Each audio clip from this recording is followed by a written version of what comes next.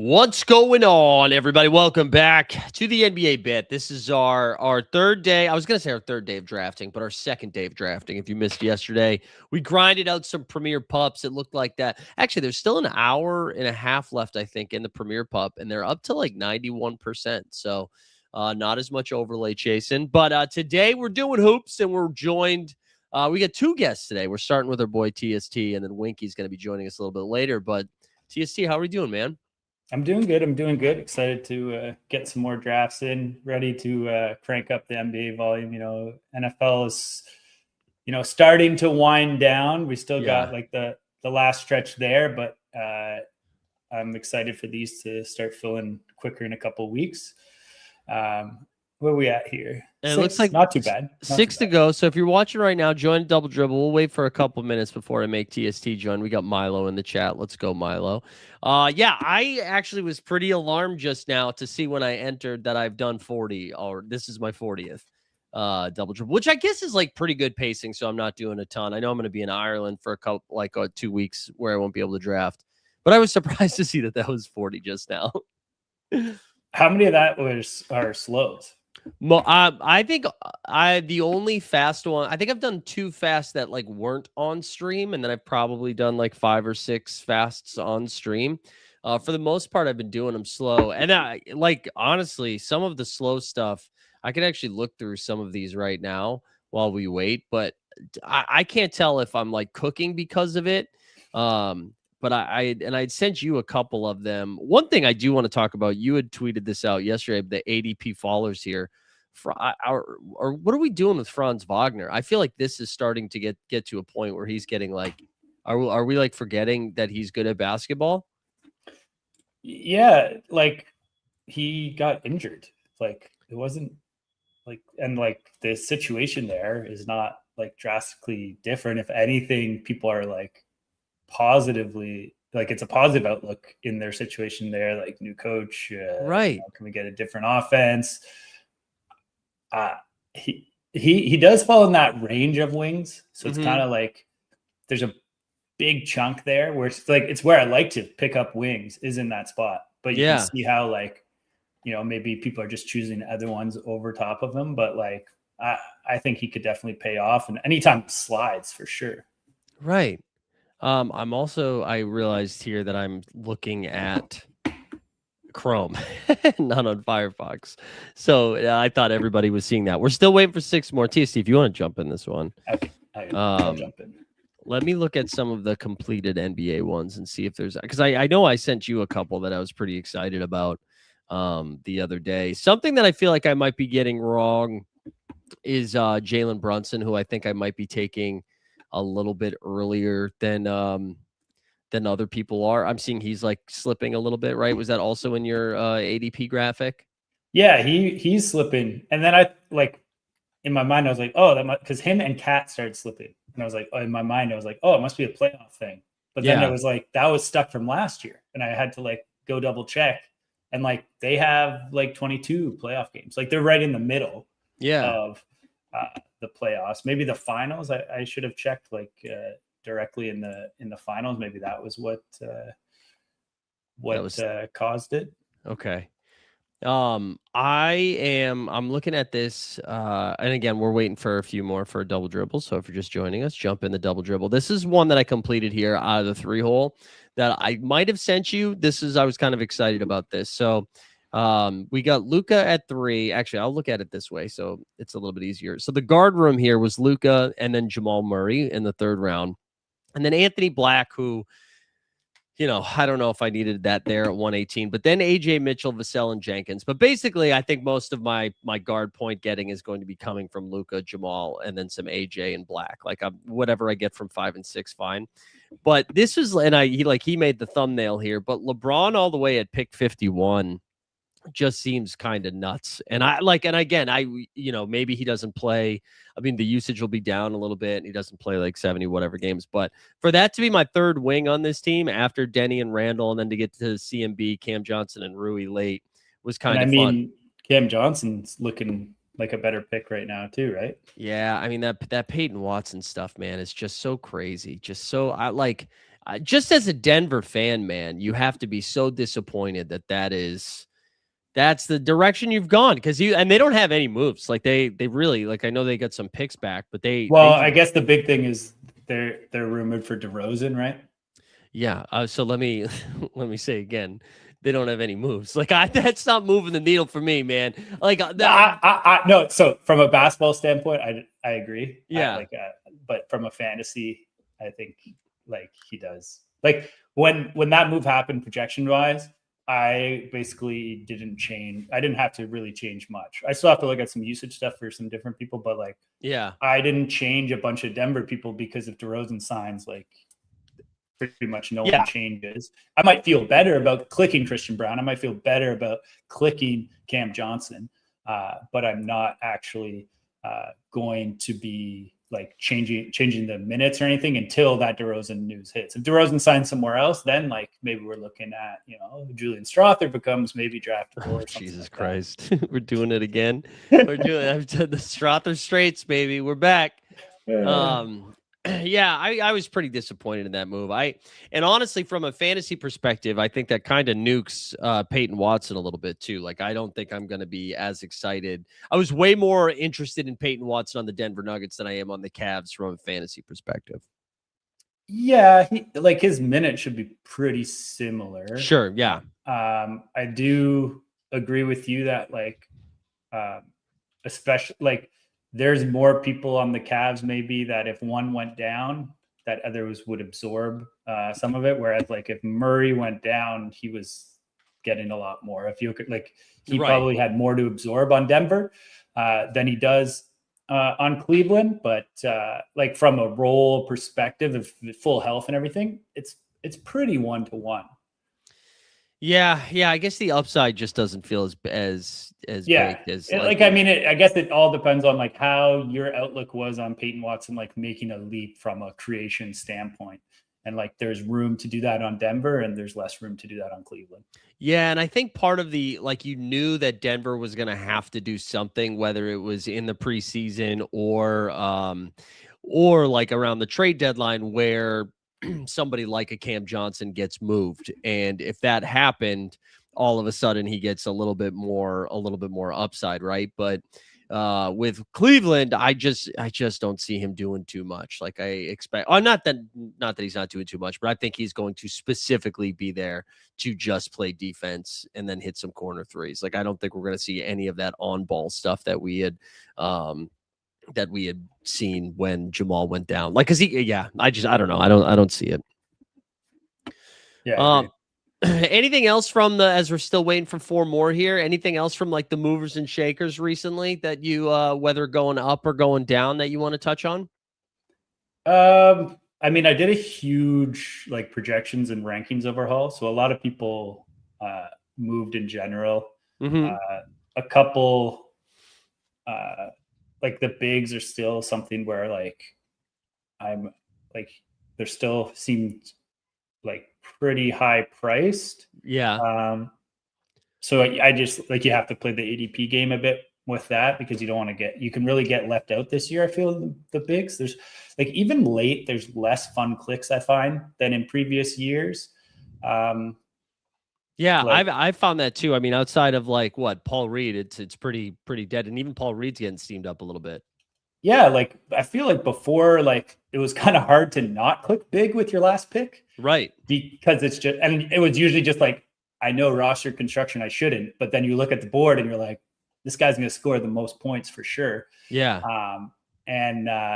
So like that's still like the bigs, I think this year are different than past years for sure. And like, we're feeling that in that. So like kind of always trying to play that game when we're looking at the ranks in general.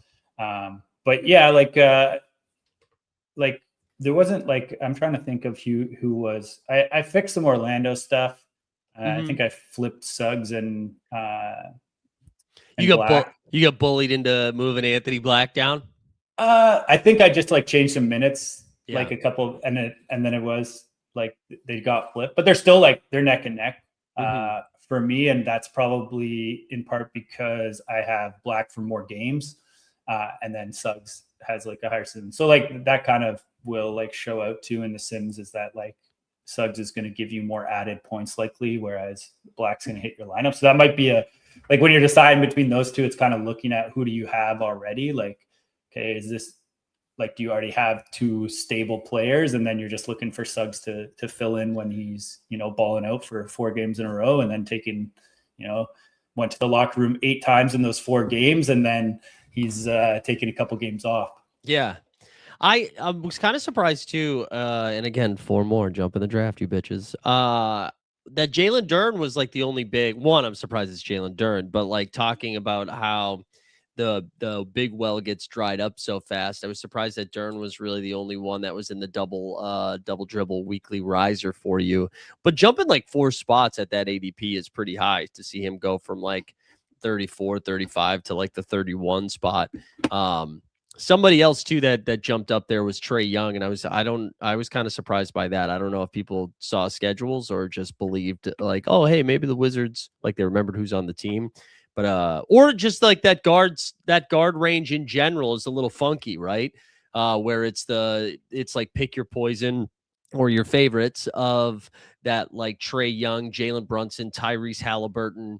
I'm going to throw Donovan Mitchell in that range too, just because of the playoff schedule they have, like Booker, Jamal, Giddey. So that range is kind of tricky, and I guess people have just decided that they like Trae Young the best there. Yeah, like for me with Trae Young, it kind of like it depends how you want to play it. Like the safe way to play it is like, oh, Washington's going to be a shit show, blah, blah, blah. He's like, he might not, he's kind of overpriced in that situation. But, like there's easily a situation where he just gets his, like, because that's how he plays basketball. That's how he's always played basketball since his Oklahoma days. Like there's a huge situation where he pays off at that price. We used to draft Trae Young in the end of the first round, and now, he's like, now we're getting him at the 2-3 turn sometimes. So like, I think you gotta just have to like click him on that upside. And then like, I think Halliburton is overpriced. I think he's overpriced coming off the injury. I think he's overpriced based on how they've done minutes distribution in the past and everything. Like I just feel that he's one in that range that's overpriced. So like I could see why people click Trae over him. Yeah, I think that's my biggest discrepancy with you on that guard on that guard range, but not based on numbers alone. Like I think that your take on Halliburton maybe playing a little bit less is correct, and I need to factor that in a little bit more. I just think about, I don't know, maybe I'm too like daily pilled too, like too broken in the daily game. And I don't know how many times I was clicking Trae Young ahead of Tyrese Halliburton if they were both on the same slate. And maybe I was, and I'm just not. And it's just. I mean, so that's 2 years ago. We're trying to go like we're. I guess it is 2 years ago because Trae didn't really play too much last season. Well, Halliburton obviously didn't play last season. Yeah. But yeah, like in that range, it's interesting because I like clicking Giddey. I would actually if you erase ADP and you hide it, like I'd be clicking Giddey over for both of them. That's what I have been doing. I mean, I think like I feel better clicking Giddey. I feel better with clicking Jamal Murray. Yeah. Booker's on the fringe there. And I'm struggling with Mitchell and Harden right now. Like I really am. That schedule sucks so much when you get into the postseason. And it's like, I think I want a little bit more of a discount. Because Ziegler said, wait, 2 years ago, you didn't make any money, right? In the daily game? No, come on, man. In the daily game, I made a ton of money. But I mean, not as much as last year. But yeah, the last 2 years we've been profitable. Get the fuck out of here, Ziegler.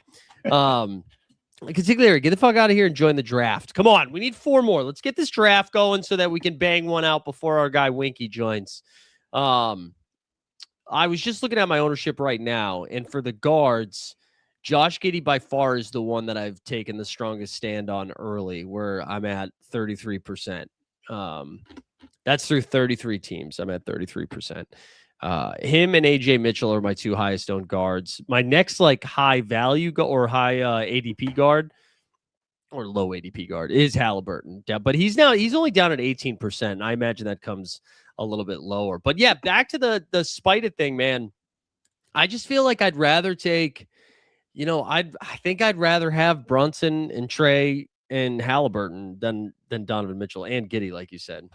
Yeah, I feel like I clicked him recently, but he had fallen. Like he was, but like it's. I think we react to the playoffs a little bit. I think we overreact to the playoffs with the top end picks. Sure. And maybe under react to it with like the middle picks. Interesting. Because like those top end players are also the ones that are more likely to like be rested. So like Sure. Removing one game from one of them is like a huge difference. Like we saw Luka not play as many down the stretch at the end of last year.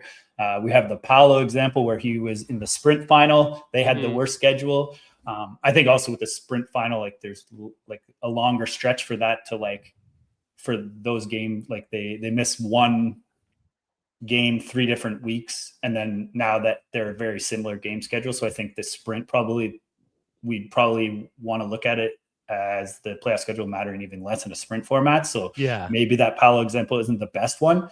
But yeah, like at the top end, I'm like, you can also get coverage too. Like you can like, there's a couple teams I don't have it here pulled up, but I was looking at like teams that piece together nicely for the finals. So looking at like teams that are, in that middle range of playoff schedule, but if you pair them together, you get max coverage.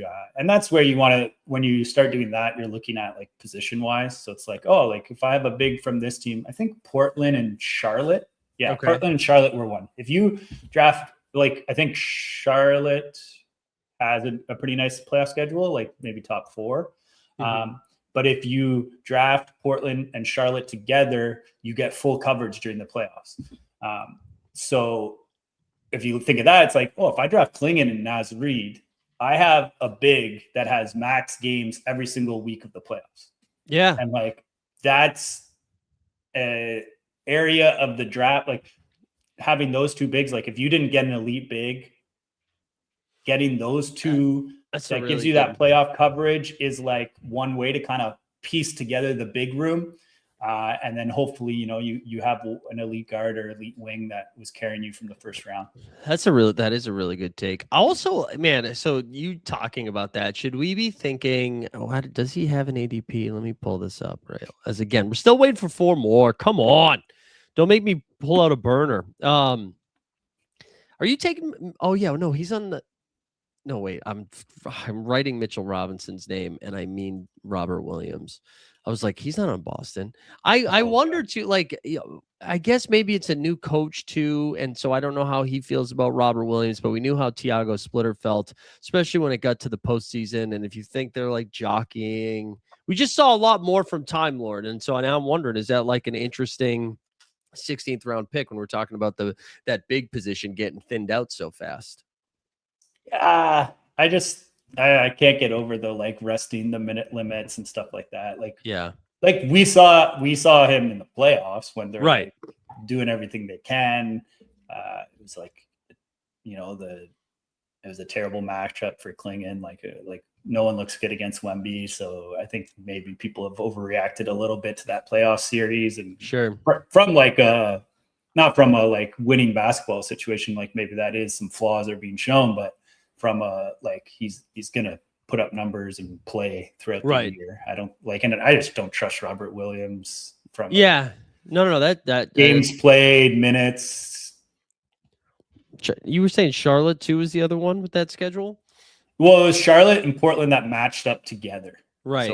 Like so like and they were there's a couple of them, and like obviously like there's 10 teams that match up with Dallas. But that's because Dallas has a max game week all but like 1. And so all you need is those 10 teams that have it. So it's like 2 specific weeks. I think it's week 18 and 19 where like the least amount of teams have the max. So as long as, and if you have a max in 18, you don't have it in 19. So you have to like match those teams. So like Charlotte and Portland were just like an example of like not like the top teams that kind of combined together, where it also might be a situation where like those players don't get like boosted as much from like someone like a ETR ranks that is valuing playoffs a lot.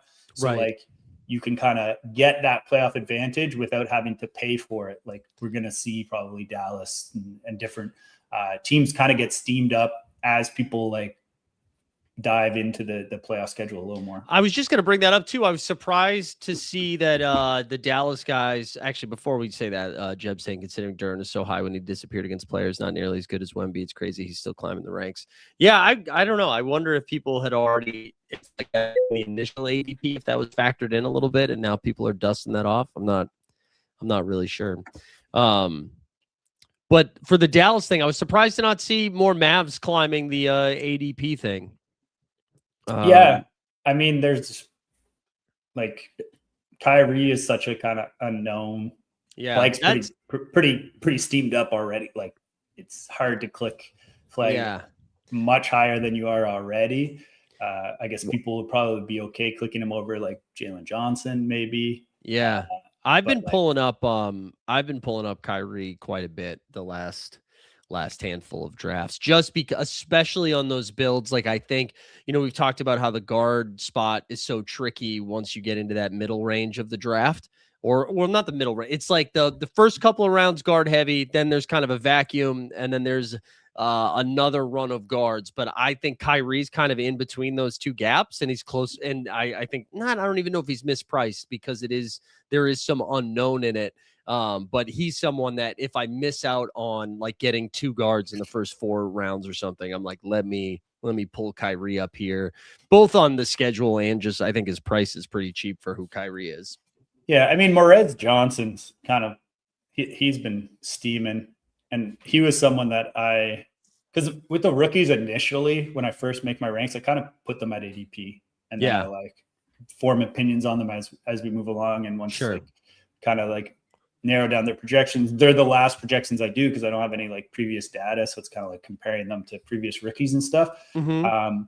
So he was one where like when that jumped up way higher in my ranks, because I had him like at his initial like 16th round or whatever, and he's been climbing a lot. Quite a bit. But there is some like PJ to Sergio are all kind of interesting with that playoff schedule. Like they all become more interesting. I wish Morez Johnson was a big.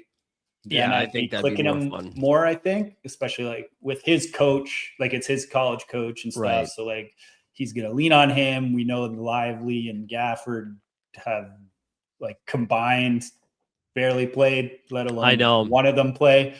And the Lively won't be back until after Christmas, right? Like I don't think we're seeing him for a while.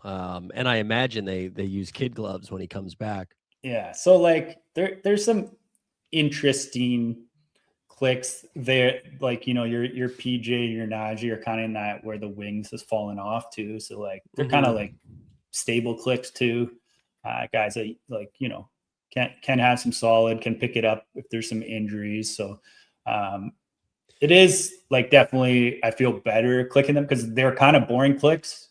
Yeah. Like and now you're like, at least like I have the schedule. playoff. So like that makes it like more appealing to click them.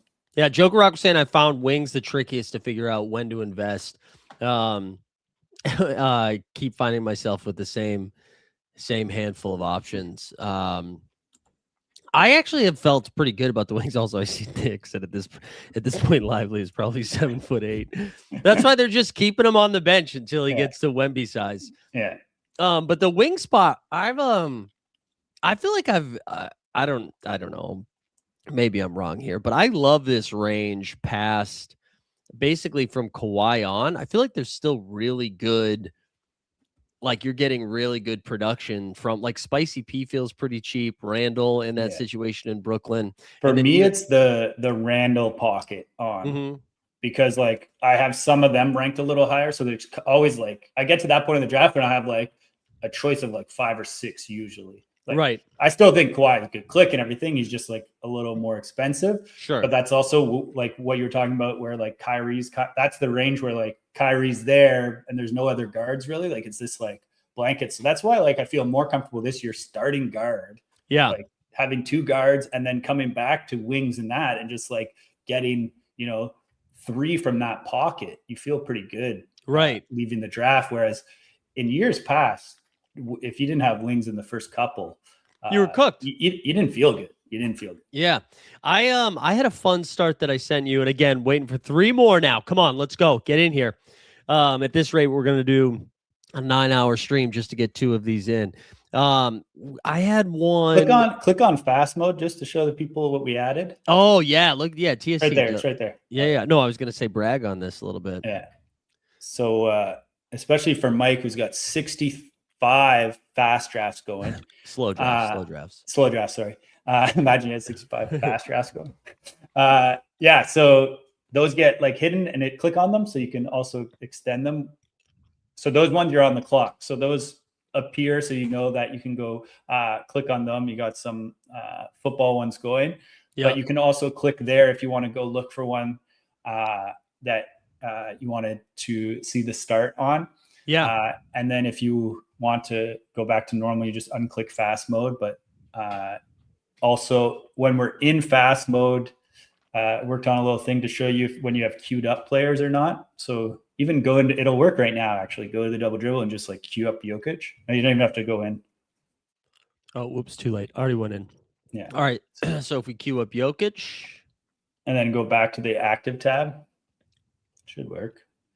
So now you got a little queue there. So the theory behind this is more for dailies, but I guess if maybe grinding down the stretch and you're doing, 3-4 double dribbles, fast drafts at once, it's like you're on the clock in 3 of them. You got the yellow queue. So you have someone queued up. So you know to go to a different one first.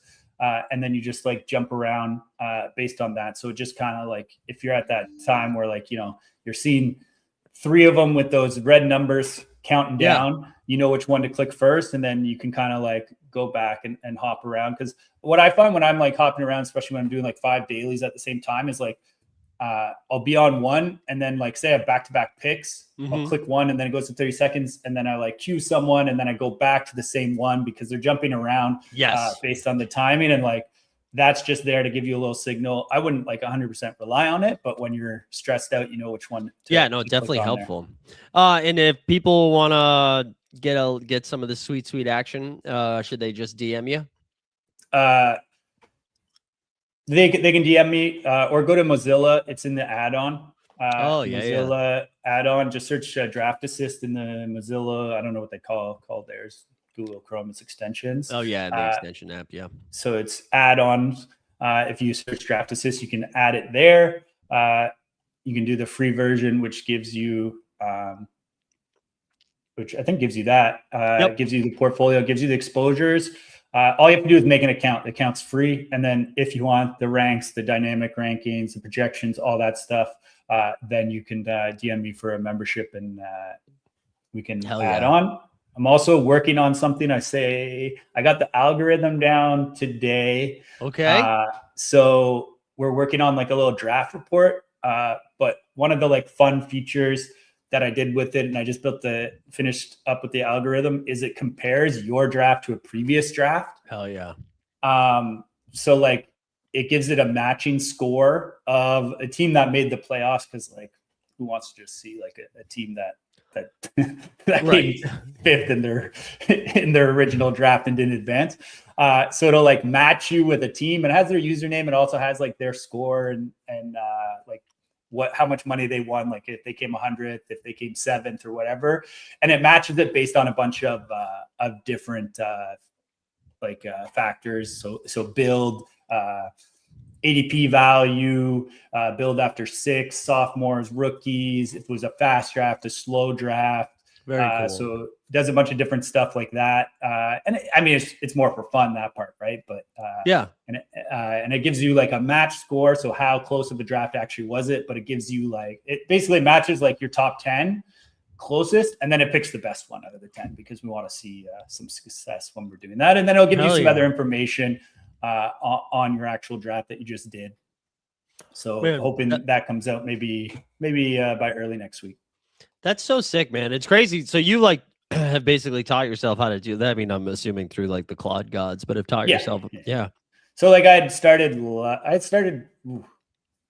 I was on parental leave, like learning Python. And this was like when AI was like first starting to blow up. So I was doing like a course, and then like while I was doing the like self-taught course, whatever, like everything just kind of started to get better. Like it was so like and then I just was messing around with like in ChatGPT, but now the stuff's so much better that like you can just anyone can really do it. It's just like if you have the time, and like it's more knowing what to ask it, making sure it's not going down the wrong rabbit holes and stuff. So last year I'd done a bunch of stuff from the research perspective, and then I built in Google Sheets, which like it was so compared to this year for sure. Yeah, no, this is awesome, man. I find this stuff so helpful. I wish my like brain had the ability to think through it. So I appreciate you doing the work. And I mean, I did take a couple comp sci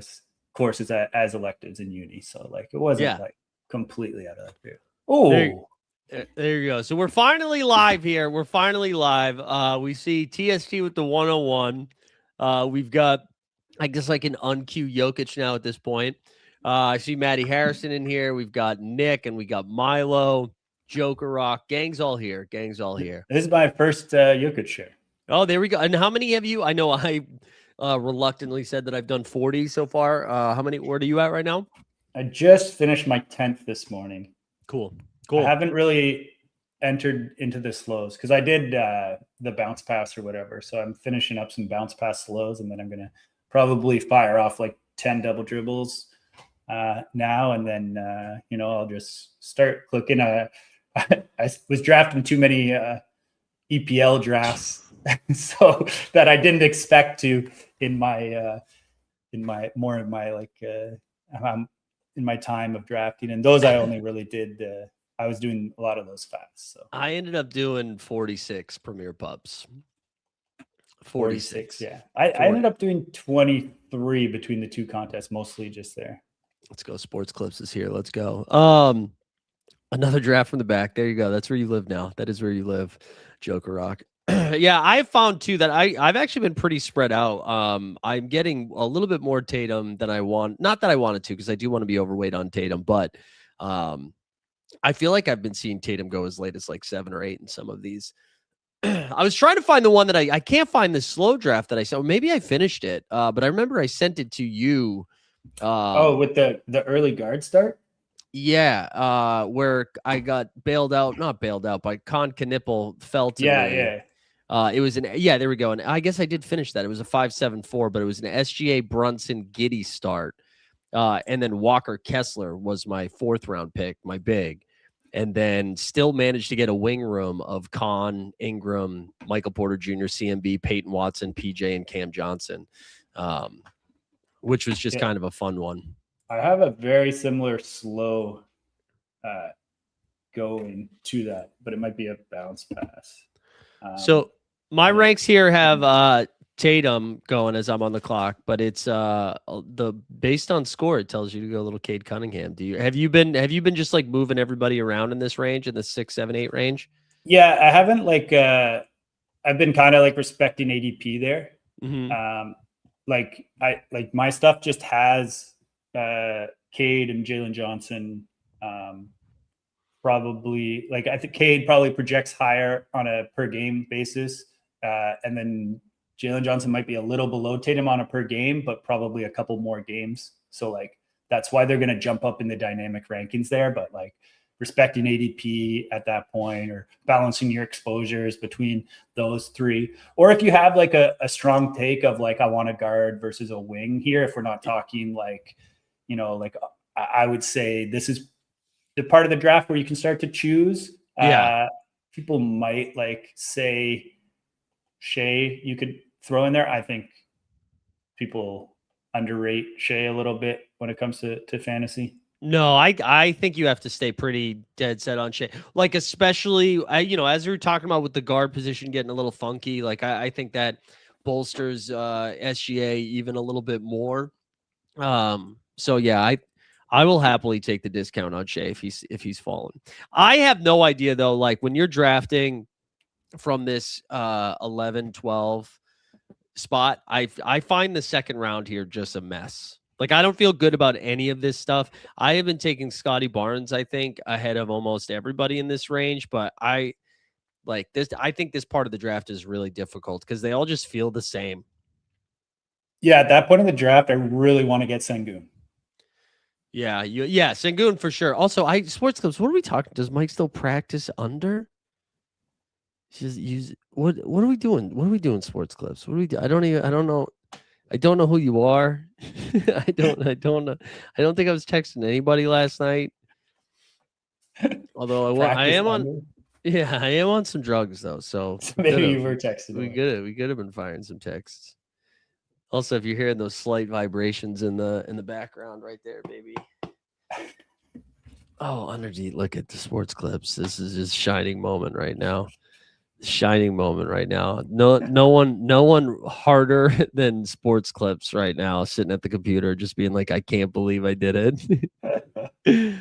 All right. Anything weird happening so far? We see Mitchell go 15. Milo takes Spida there at 15 with Cooper Flag.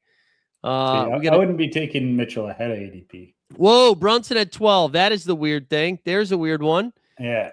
Maxi. So like Joker Rock getting the Shingun Town start, which is kind of fun. I normally see that happen at the 12-13, so that was kind of fun for it to happen at 11-14 for you. And Scotty's fun too. Yeah, a little Scotty fall there.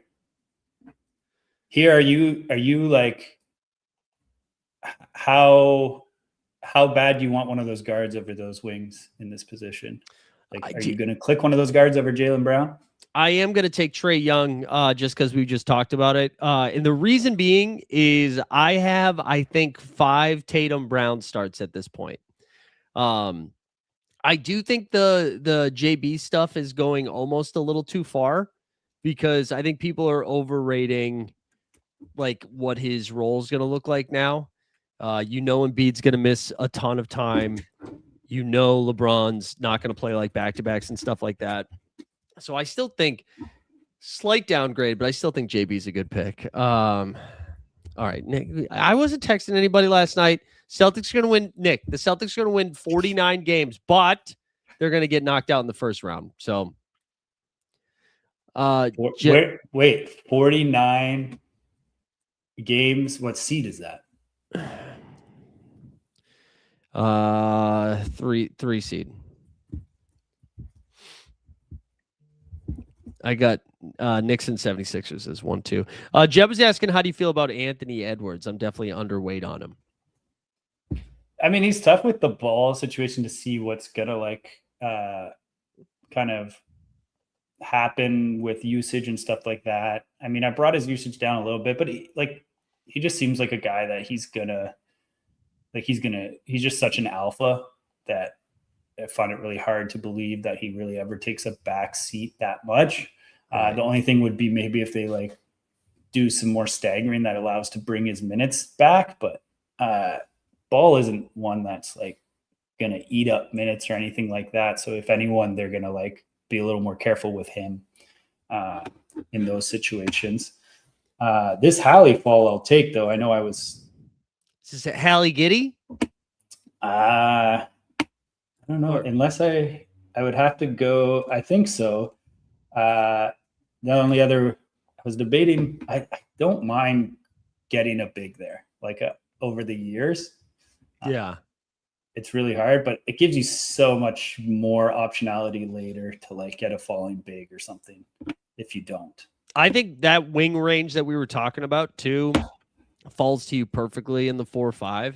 Yeah. So I like not getting the wing there. You know who I'm not taking? Domantas Sabonis.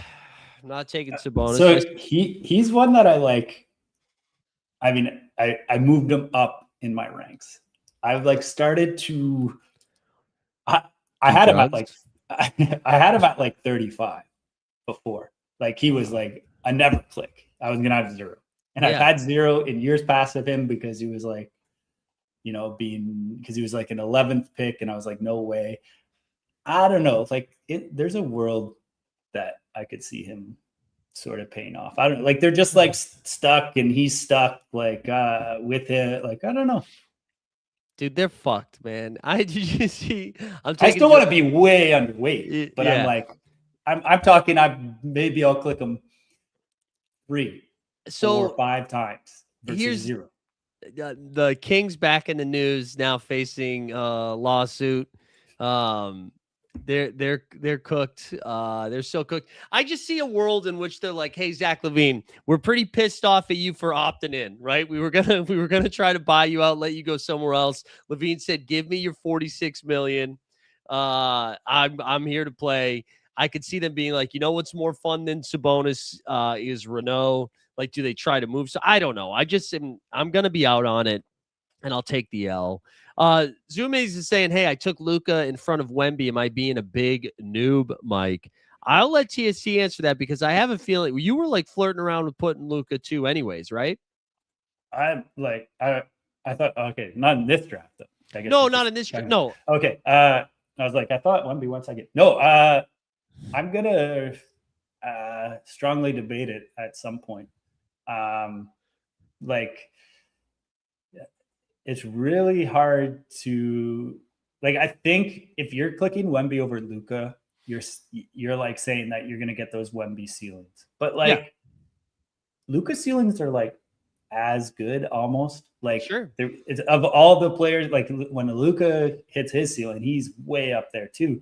Obviously because of like the stocks and stuff, Wemby's ceiling like seems a little more reachable without having to have like your best game of the season from a like scoring standpoint.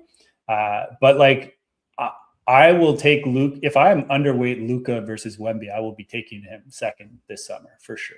Yeah.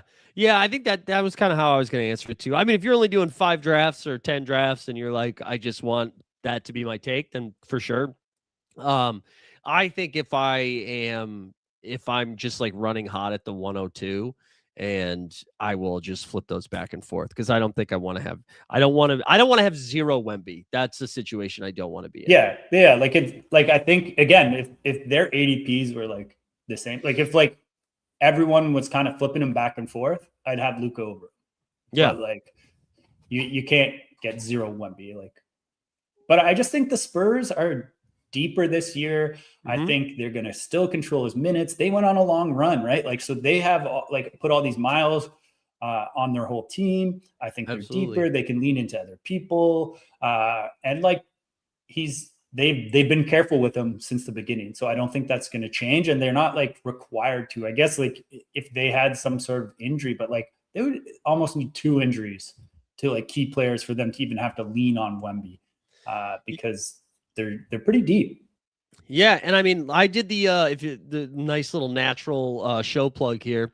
If you guys missed on Wednesday, we did over unders, and the West low key kind of sucks. And like I think the Spurs, and especially after this Nuggets trade of Peyton Watson, I think the Spurs and the Thunder are so clearly 1-2 here, and I think there's a pretty sizable gap after them that then goes down to Minnesota and arguably like Houston, maybe the Lakers, and then Denver. Like, I don't know. I don't know. I think I'm going to take Kawhi Leonard here. I'm not going to take, actually, you know what I'm going to do?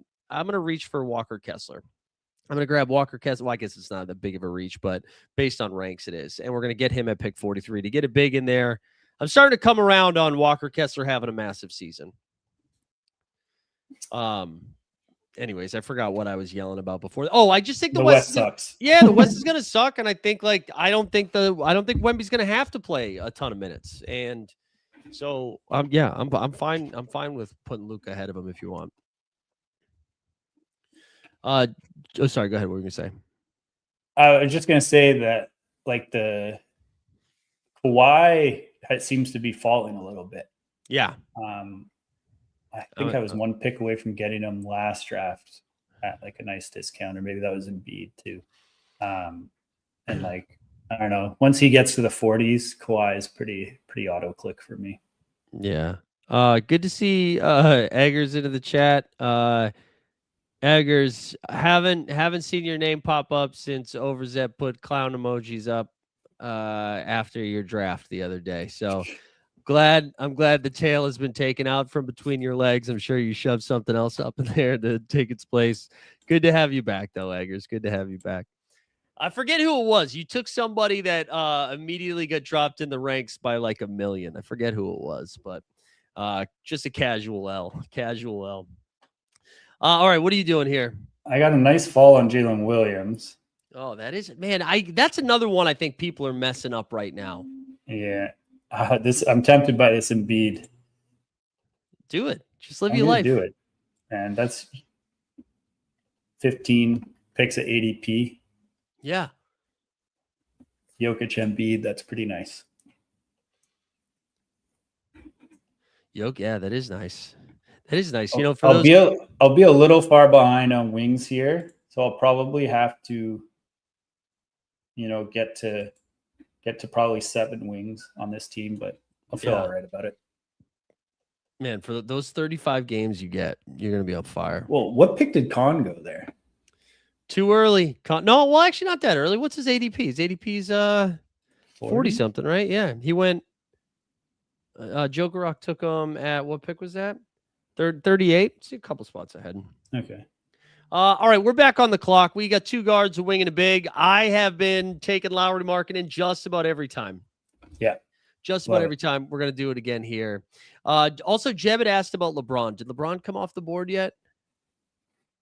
I must have. Where did he go? LeBron. Okay, pick 36. That's okay. That's too early for LeBron. But and RJ Barrett. What's going on here? Capricorn's getting his guys, man. He's just getting his guys. Capricorn, you in the chat? What's going on? Is that sports clips? He's trying to do a D's nuts bit. Is that what's happening? Is it going to spell out D's nuts or something? Like they're all their middle names or something? Yeah. So I'm not out on LeBron this year. I don't think he's somebody that I'm going to be actively targeting. I think kind of like Kawhi. I think kind of like Kawhi, when he falls to me, I'll just click him. Yeah, with LeBron, it's kind of like we see that he can still like turn it on when necessary, like from a fantasy perspective and stuff. But like there's a lot of guys that have to go down for him to have to turn it on. I feel like because they just have like a lot of wing and like athletic guys there that kind of fill that. Whereas like the Lakers kind of had no one that was his prototype. Yeah. I guess that's right. Because the Eastern Conference is, I don't think the 76ers are going to be like, oh man, we need to get to the 3 seed. You know what I'm saying? Like, I don't think we're going to see any of that. So I was trying to talk myself into some of it where it's like, dude, is LeBron going to play backup 5 here?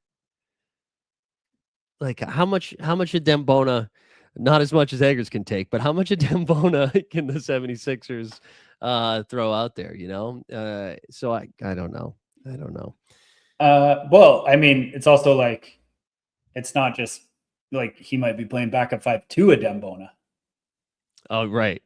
That's also, also as someone who just drafted Embiid, that is a high possibility. Also true. All right, so we're a couple picks away. I feel like I got to tell Winky that we might be starting like 15 minutes late. Oh man, Capricorn's throwing the draft. Will get thrown out, you think?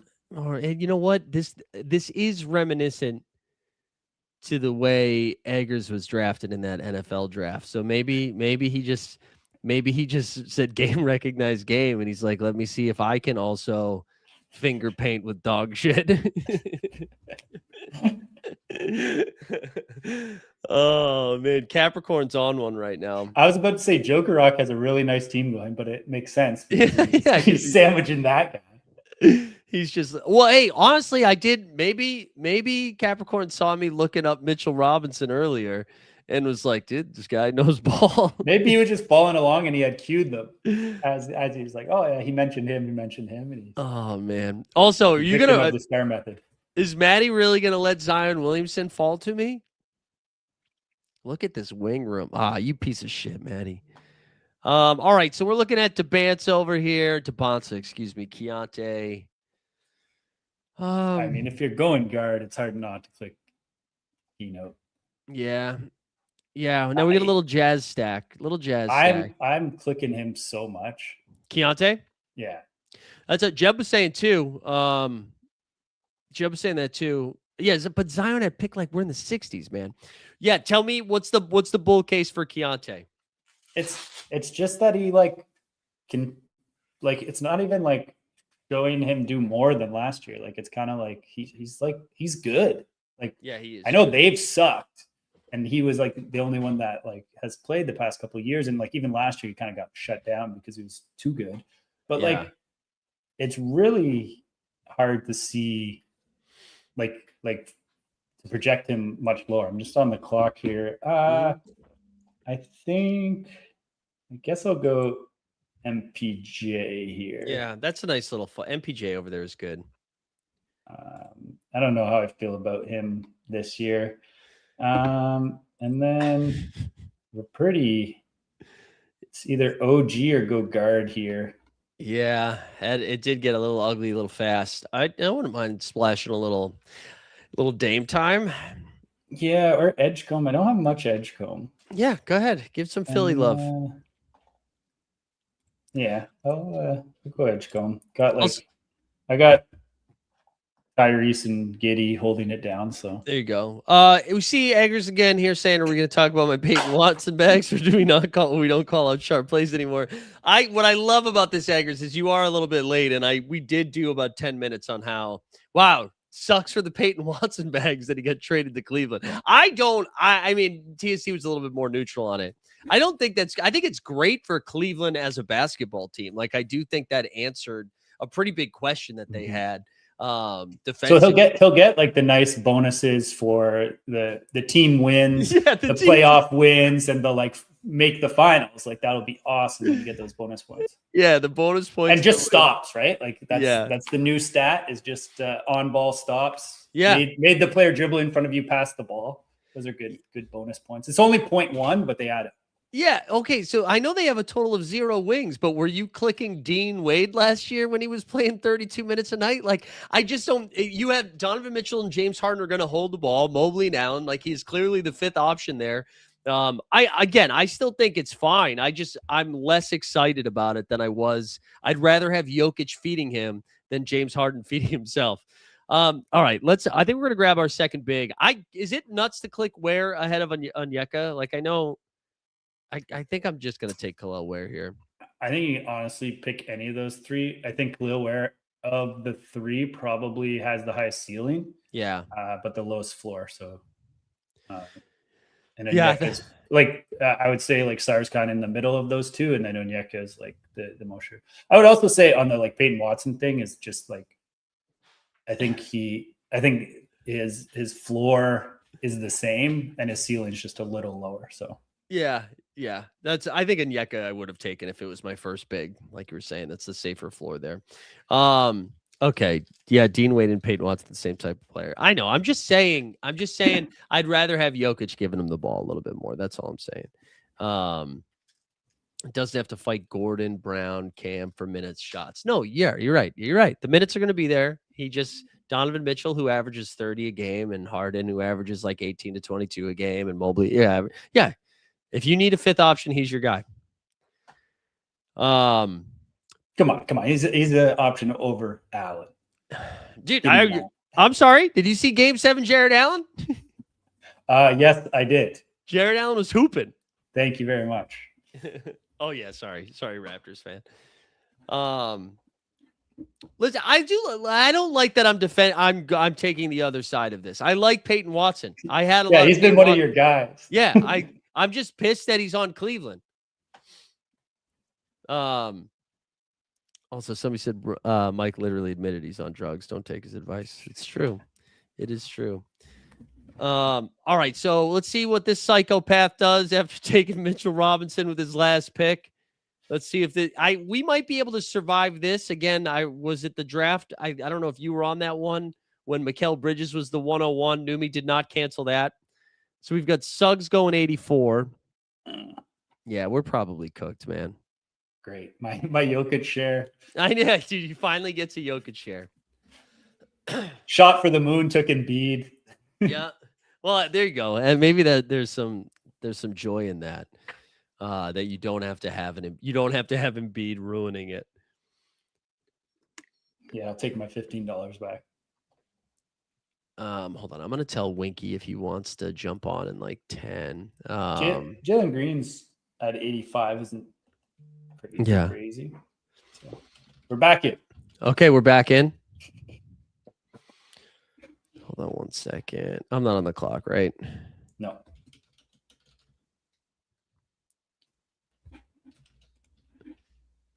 Hold on 1 second.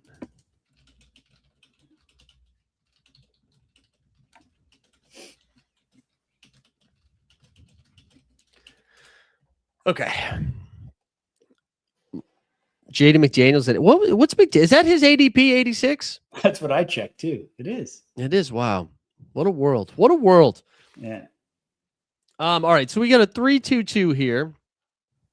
I'm actually going to stop saying who I'm excited to take because I don't want people ruining my shit. Also, man, somebody just that hurt my feelings. Let me show you. After I make this pick, I want to show you what somebody just said.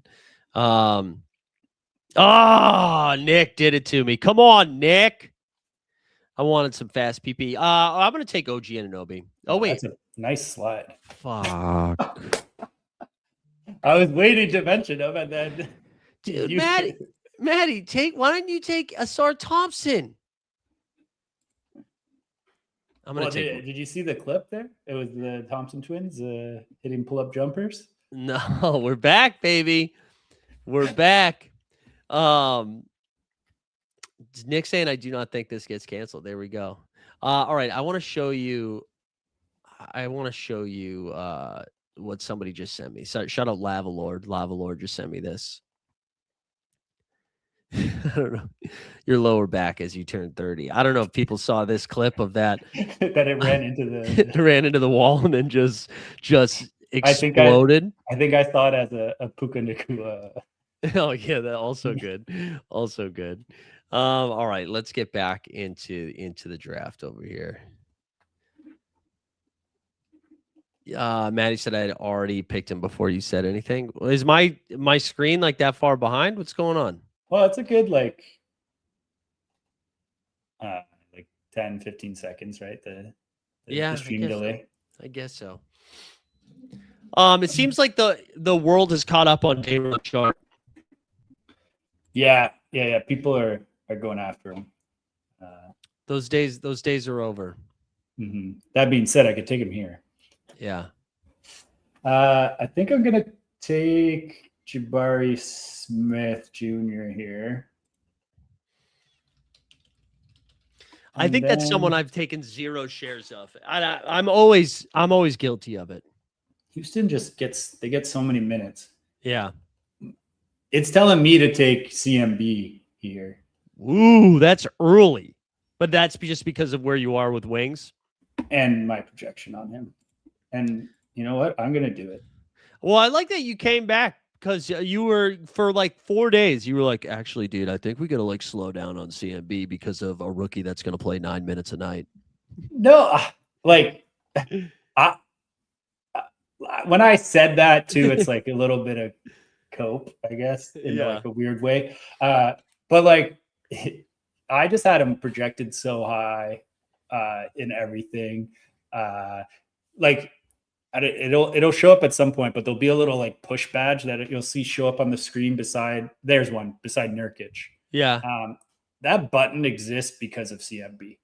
Yeah. Because he would be like my top suggestion, like 2 rounds early. And it's like, are you sure you want to click this? Or do you want to try to push it? And that's not even like aggressive pushes. That's like their ADP, and like it doesn't mean they fall for you to have to push them. It means that like they'll probably be there. Yeah. So relax. That's nice little sharp price. Yeah, Is that your third big too? That's my third big, yeah. So that takes some pressure off. Like if I don't get another one, Kessler, Ware, and Sharp is like a fine big room, I think.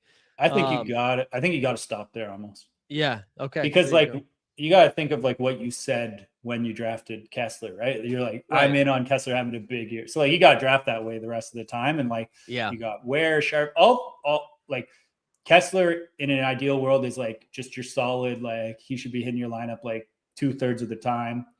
And then those other two, spikes. Just hoping get some spikes here and there, and they're either hitting the flex or making up for those like low game weeks for Kessler. Yeah, and I'm just way too high on Sharp too. Like I actually really think Sharp is just going to go nuts. So it's Ware that you're just hoping spikes every once in a while. Yeah, like Sharp, it's like is he just going to be unleashed, or are they going to like try to do some weird like 24-minute thing? Who else are they going to play? I mean, like it really depends what happens in Brooklyn. Like I don't know, like they have like who do they even have? They have Danny Wolf, they have, which like I'm not saying is going to be stealing minutes, but I'm just saying like they have some like developmental pass to go that could mess with his minutes. Yeah, I guess. All right, let's see what this nut job here. Let's see. I hate that he's timing out every time too. That's gonna. All right, Dylan Brooks, probably like 20 spots ahead of ADP. Yeah, like 30. That's dude. When you got to get your guys. But how is he timing? Like, what does he have set? What is he? What? Well, if he's timing out, like, yeah, he's just going by ranks, bro. He said his. I don't know what he's doing. Maybe he's in the chat. Maybe it's sports clips, just taking dumps. Ty Jerome's been steaming up, eh? Yeah, I love Ty Jerome. Jimmy Butler, you need to be ready for September. I mean, for April. Next September. But like probably from an ADP perspective, not his probably his best pick. Honestly, yeah, for real. But probably his worst pick. All right, if we look at our tool here, we got 37% wing. So I'm supposed to take a guard here with this next pick, it looks like. Or a wing if the right wing falls here. I'm done saying, guys, I'm interested in drafting. Tell you that right now. What's your wing room now? You got Tatum, Lowry, and Miles, that piece of shit Bridges. Yeah, like your bigs. Yeah, you're pretty close to done for bigs unless you got someone you really liked and they fell. No, I don't need another share of Paul Reed. You know, there's only so much B-ball, Paul. What I will warn you about, and I have to look at it.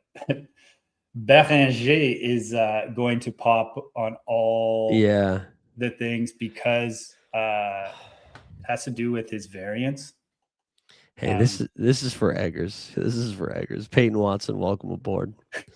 Right after you said you were going to draft a guard. Yeah, but I want Matty Harrison. If you're still listening, go to hell, bro. Go to hell. This is every pick now. This is like 3 in a row. 3 in a row. Just let Ty Jerome fall. Oh, Ty went off. Yeah. Yeah.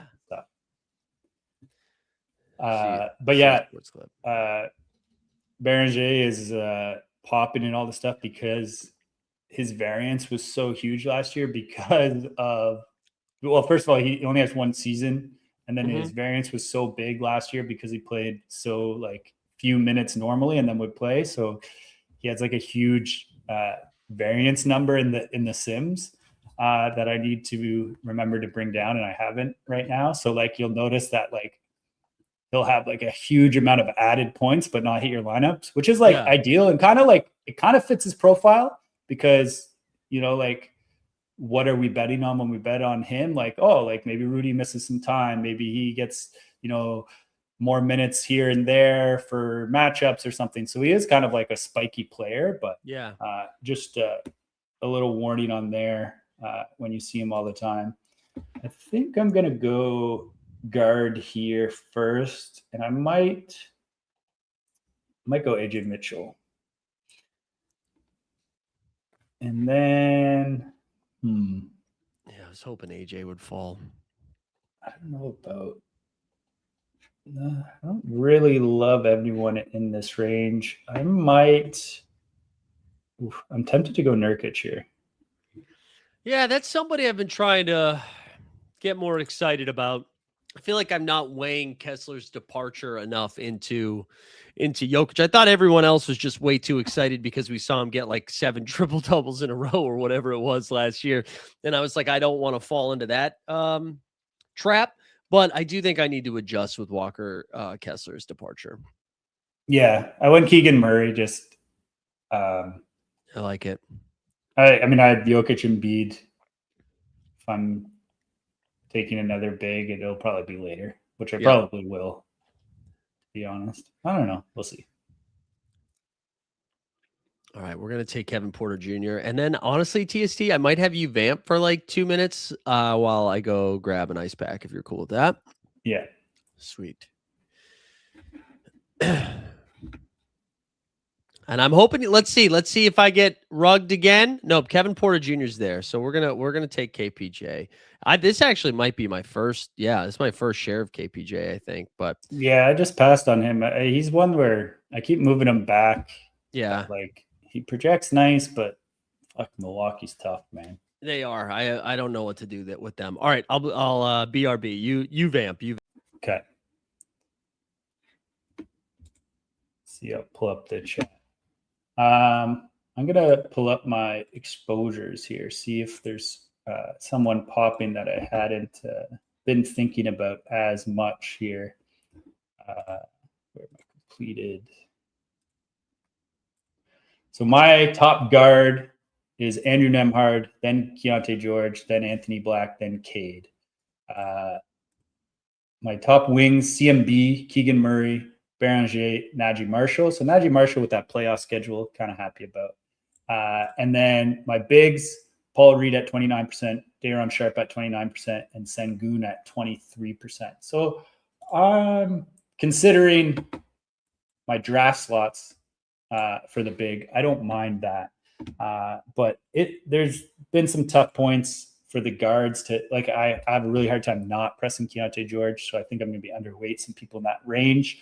I may be overvaluing him, and like with Lowry and Triple J and everyone being there, but I feel like his numbers are just so good if he just does similar to what he did last year and plays the whole year, and they should be competitive. So it's definitely something that I might be overweight, but I think that the market is definitely under on Keontae. We're talking about who we're overweight on? Yeah, I was just going through my exposures, and like I'm at 35% Keontae George, and I know that I have a hard time just not clicking him in that range. Yeah, I think I am a Keontae truther, and I feel like I've barely been taking him. So I don't know why. I don't know why I've been a little bit lower, but I have been.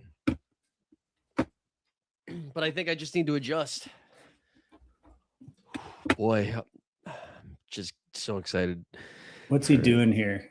Oh yeah, sorry. Let's see. We got Draymond Green. Got to get Draymond Green and Mark Williams.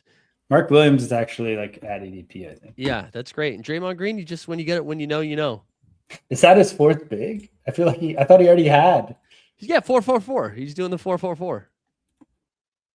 Needed to get bigs because he skipped out in the first round and second round. Okay. I, on the other hand, here as we're getting ready, Nurkic falling is kind of fun, man. Look at how far behind ADP he is right now. That's wild. That's a pretty far fall.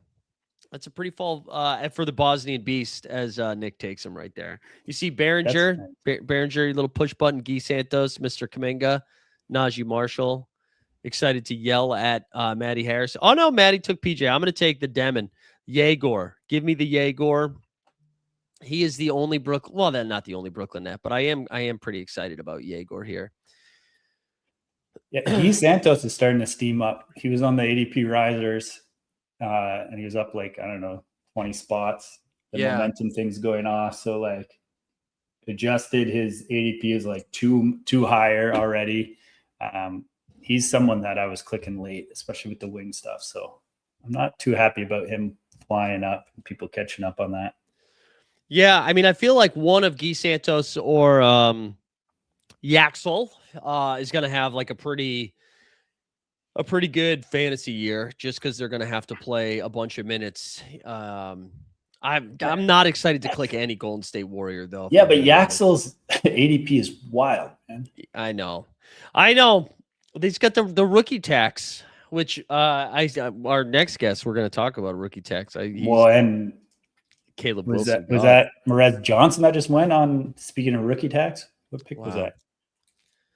We're at 130. No. That was pick one. Oh, I can't do math. 142. No, 141. 141. There goes Malawatch. What are you doing here?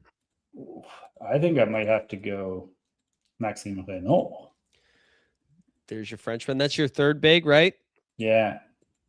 Like he's fallen pretty good here. Yeah, I think I'll take him. And then for my other one, kind of would like a guard here. I got AJ, VJ, Josh, maybe Mikael Brown. How do you feel about Davion Mitchell? Yeah, I like Davion Mitchell. Somebody has to play guard for the Miami Heat. I know. I'm still waiting for my 10-day. But I'm worried that like I don't know, his role's so secure. But like, what really is his ceiling? I don't know. I feel like he flashed a little bit. Maybe I'm thinking of those like the postseason daily contests or in the play-in dailies or whatever. There was just a little stretch where I got pretty excited about Davion, but you're right. I mean, at this point in the draft, we're just trying to upside hunt and maybe you get something out of Mikael Brown, who honestly, like in summer league, there were times where he looked incredible and then just terrible. Like there was no in between from him. Yeah, but he kind of like really embodied being a net. So like maybe that's a good thing. Like, he looked terrible. Like what he was the guy there where they just had like the clips of him not playing defense, right? Yes. Yeah. So I think he'll fit right in. So the tool's telling us, do you like Behringer more than Sandro? I would take Sandro probably. Yeah. I'm a big Sandro fan. Where do you think Kuminga ends up just staying with Atlanta for another year? I'm like surprised this hasn't been figured out yet. I don't know. I feel like Atlanta doesn't necessarily want that. Like they kind of got deep. Like they got sort of deeper. But I don't know. I'm just surprised that maybe teams were waiting for the Peyton Watson stuff to get ironed out and then they can move from there. Yeah, maybe DeRozan's holding it up too for some teams. Yeah. Jesus Christ. We got to stop getting excited for DeRozan. Like that can't be also Eggers. Eggers, rare W from Eggers in the chat.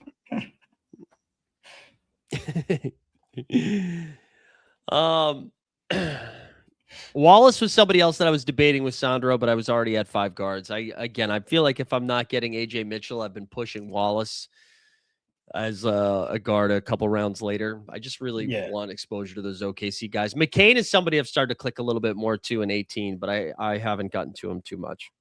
Yeah, I've clicked him for sure.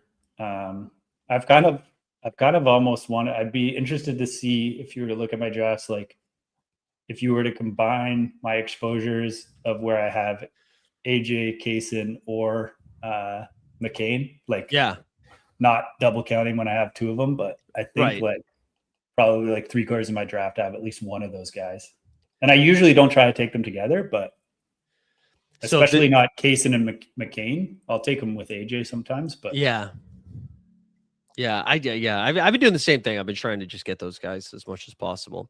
I'm going to take a peek here to see what the room is looking like for the next one. I'm going to get myself in there now with it says waiting for 8. That way we don't have the 20 minutes of vamp again, you know? Not that it wasn't just glorious, but enjoyed every second of it. All right, let's see what our guy here at the 11-12 is doing as he's still causing chaos.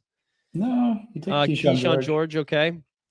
What a roller coaster, right? So I think he's trying to get this team tossed, but not get banned from the platform. So Brunson pulls Brunson up and Maxey. That's fine. He's like, hey, I like Brunson. He won a title. Then he goes LeBron a little bit early, and then RJ Barrett. He's like, listen, man, I like what his dad's doing for Team Canada. Got to get him. Then Jared Allen and Mitchell Robinson. Like he's banking on an Amias Queta injury or something. Then Suggs and Jalen Green, Dylan Brooks and Jimmy Buckets, Mark Williams, Draymond, Keyshawn and Scoop. Okay. He just can't put two together, right? Right. He's really doing one and then one. One good, one bad. Have you had somebody in these like last couple of rounds that you have been just like go, and maybe you've already touched on it, but like going out of your way to target, or because I was talking a little bit about this with Gamby yesterday in the soccer contest and the idea of not feeling sharp enough in that contest to be 80% on anybody. So I just kind of spread it out. But with the NBA, it can be a little bit different. But are you spreading out here? What are we doing? I mean, like if we're looking bigs, obviously Paul Reed was like the only one that I really was. I added some bigs to the ranks that weren't necessarily there. I put like Isaiah Stewart kind of there. I've clicked a lot of, or I think relative. I wouldn't say like a lot to Marvin Bagley when I need. Oh yeah, that's right. Wing. Obviously Guy Santos I've clicked a lot of, but he's kind of steaming up. So he's going to be, as he goes off the board there, he's not going to be around. A couple other guys that I moved up were some Indiana wings. Kelly Oubre, Obi Toppin might be playing a little backup 5. And then Neesmith are now like on the table for me. And like, those are guys that, with Hallie back, you're thinking maybe are going to like either bounce back or nothing. I like that Trey Jones pick too. I had him like off the board, and he's one of the ones with the new projections and ranks. Like, I don't know why I was discounting him. And he had some really good weeks there last year. I really like Trey Jones. I wish the Bulls would trade him to my Boston Celtics so that we weren't relying on someone like Mike Conley playing backup point guard for that team. But I really like Trey Jones. And it's like good Giddey insurance too. I feel like I'm so high on Giddey this year that I like doing that. I just so the chat knows too. I have already jumped in this next one, and it's waiting for 6 more. And I want to be fair to our guest who's coming on next, as he's already been patient enough. What I'm going to do is, if that creeps up to fill in, we're going to switch over to that draft, and we'll get TST on out of here. I know we're coming down the home stretch right now, but this might be the slowest draft I've ever done. Well, we got the guy at the end milking it twice to throw it. Out of control. It's just out of control. But yeah, we're waiting for 5 more over there now too. So go ahead, jump in those bad boys. I think we're going DeAnthony Melton here. The DeAnthony Melton's another fun one. Again, if you think, and then McCain really has jumped up. And it's like, do you think OKC, Golden State is going to try to win basketball games? And if so, you would think DeAnthony Melton has to play more minutes, but. I ended up going 2 guards there. I should have gone wing. That was dumb. Oh, I think I'm going to take Champagny here instead of Oubre. Although I do like Oubre, but. That's who I should have just taken instead of Drew. I don't like Champagny. I'm curious if his role changes at all with Tobias Harris arriving, but I kind of still think he's going to be good. Yeah, he's one where it's tough. He's a tougher click for me. Like, I think like we have like in our mind we have like his playoff run that was nice, like from a basketball perspective especially. Yeah. But like, I think Tobias Harris can eat into his production for sure. Yeah, probably. Should have told me that before I picked it. I was trying to think what's the most recent Kyle Kuzma tweet that I saw him getting dunked on for. We're not going to share any of them, but he's He's Oh, was he doing like them having money thing? Was he something? Was it him that was like talking about? I don't know. He's quote tweeting Greg Abbott. He's living his life right now. All right, we are approaching here the last round. We're waiting for 5 more in the next double dribble, so go jump in that one because, listen, TST brought the tools, but Winky brings the hardware because he has won. Well, yeah. He has won best ball championships. So it's not just one, two. I know that is really impressive. I was thinking about this the other day with the daily contest where there was a fleeting moment on Underdog where I thought I was going to come in first, second, and third. It was the night that who was the guy? The dog bowl? No. Fuck you. No, not the dog bowl. No, who was the guy in the Milwaukee Bucks? Ousmane Dieng. We got like 1% owned Dieng, and he went for like 60 fantasy points. And I really thought I was going to sweep the podium. And I do think that is like a bucket list item. Like I feel like that I would retire if that happened. I'm pretty sure you would punt off in like 3 new sports. I know. Do the opposite of retire if you did that.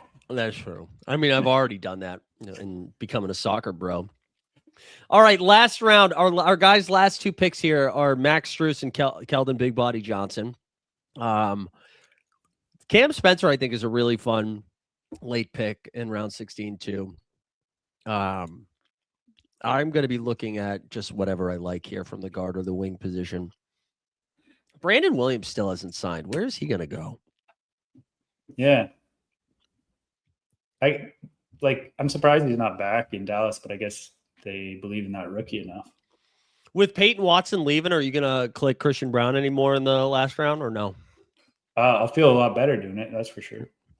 Is he still on the board even? Yeah. Really? Nope. Nick just took him. Oh, he's a guard. That's why I was looking at wings only. Man, Shaden Sharp in the last round. I mean, I will do that. I don't want to take a lot of Shaden Sharp, but I will do that in the last round. Pelly Some Larson. of my MB guys actually added to the last round, like Pelly Larson. That's who I just took. Oh, there you go. There you go. And Nikola Jovic. I'm like, I don't know, man. Yeah, Jovic is somebody I've clicked a couple of times just because I haven't learned my lesson that he does suck at basketball. Well, I was going to say he just burns me every time I do. Yeah. TSC, let's remind the people too as we wind this draft down. People can just they can find this tool just in Firefox, right? And it's just called Draft Assist. Yeah, if you really want Google Chrome, you can get it, but it's an older version. Yeah. And then I can give you the side-loaded one if you are a sub, if ever. But the easiest way is Mozilla. And then you can hit me up on Discord or Twitter if you have any questions or anything. There is free aspects of exposures, portfolio management, which shows you you're all your. What's that? You're on the clock. Yeah, I know. I got. All right. And then so you got your exposures and the portfolio tab, which are all free. You just need to make an account, and that draft recap will be free too. So at least come make a free account. Yeah, go make a free account. Thank you for coming on and hanging out and for vamping up top. I appreciate you doing that. We will get you out of here. We'll see you again soon. We're going to be doing this all off season. But thanks, TSC. Take it easy, man. Later, man. The patient king himself. Thank you so much, sir. Winky Christ, how are we doing, man? Hello. Let's go. How are you? I'm excited to see if we are taking Caleb Wilson in round 1. Just to kick things off, you have started the bull run on Caleb Wilson, but I'm good, man. How are you doing? I'm pretty good. I'm okay. It's funny that you're just talking about Caleb Wilson right now. I just started jumping in drafts again for the first time since I had a segment where as soon as draft started or when they opened up, I went in hardcore. Yeah. And then I just cooled off after summer league. And now I'm kind of jumping back in now that I'm done with all my NFL drafts. And I realized I was single-handedly carrying the Caleb ADP for the first month of drafts because now he went back. Now he went down 2 rounds in ADP, and I'm like, oh my God. So yeah, I could see myself even drafting more Caleb. Yeah, spoiler. I know it was funny. He did rock it up, and then I did notice that he was coming back down, and I did not know it It's was. because I was away. It's because Yeah, I was away. That's all. it was correlated. I Yeah. jumped in a draft with you last night, which was Yeah. fun, except that I did notice that we were targeting some of the same guys late, and so I was bummed. Trey Jones, who I just took in this last draft, was somebody that I was pretty excited Love about. Trey. Yeah, how are you feeling just as a Bulls fan in general right now? I feel like there's a little sign of life. You know, I'm really glad you asked. That's just a kind thing to do. People always want to pick your brains, but like you're actually asking about my well-being. That's cool because you know the Bulls are pretty much attached to my well-being. If the Bulls suck, That's right.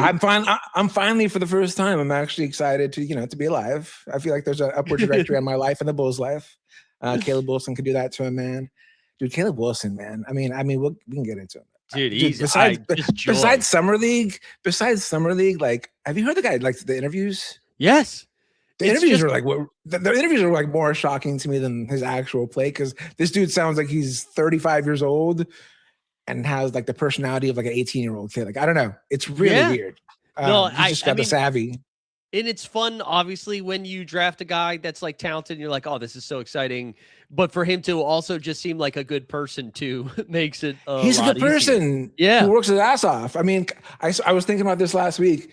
I was like, if I were to build myself like the perfect basketball player, who would it look like? And I think it would be a lot like Caleb Wilson, honestly. I'd probably give him like Wemby size height or something. Like if I'm like trying to like create the perfect person, but like everything else, like I feel like Caleb would fill in the rest of those gaps. Yeah. I also loved his summer league energy of being like, yeah, I know most of the guys get shut down after 2 games, but I'm here to play basketball. Not with him. Yeah, not with him. He's a true hooper.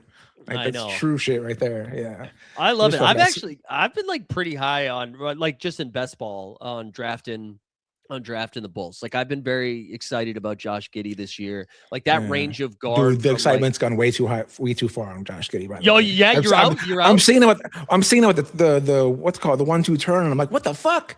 Like this is insane. Turn? I've seen him like when the 1-2 turn like 2 of the last 5 drafts I've done. Okay, no. I don't want to be doing that. I have pulled him up with Jokic a couple of times. Like I like that whole range to me as I like slide over to actually no, I didn't mean to do that. We'll like poke into the the ADP. Like that whole range of guard of like from Brunson, Trey, Halliburton, Giddey, Jamal, I guess even like Devin Booker too. That whole range to me kind of feels like I don't know if I want to be too strongly overweight on any of those. Like I just want a little bit of everybody in that range.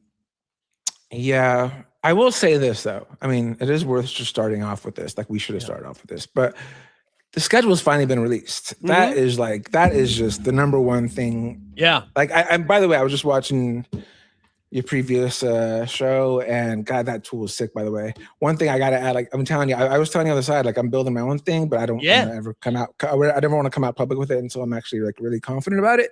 Yeah. Shout out to Dink. Dink taught me that the other day.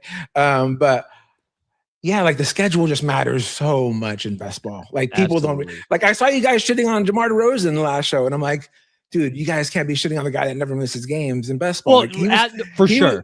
He was on both my when I finished 1-2 in that one season. He was on both my teams because DeMar DeRozan. If you look at his games count, which again I cannot stress this enough with best ball and NBA games counts, like this guy, the people's reliancy is everything. Like. Well, I shouldn't say everything. Obviously, you got to be good.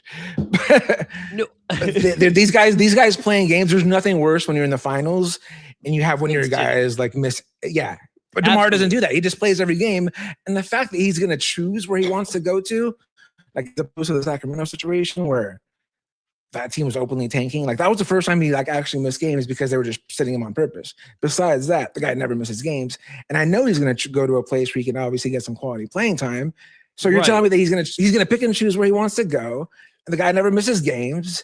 That's fucking hella valuable, especially at a wing or a forward. Like, why would we shit on that? So to be fair, the starting of the shitting had more to do with DeRozan replacing Peyton Watson as like fair. Like a basketball. I thought about that.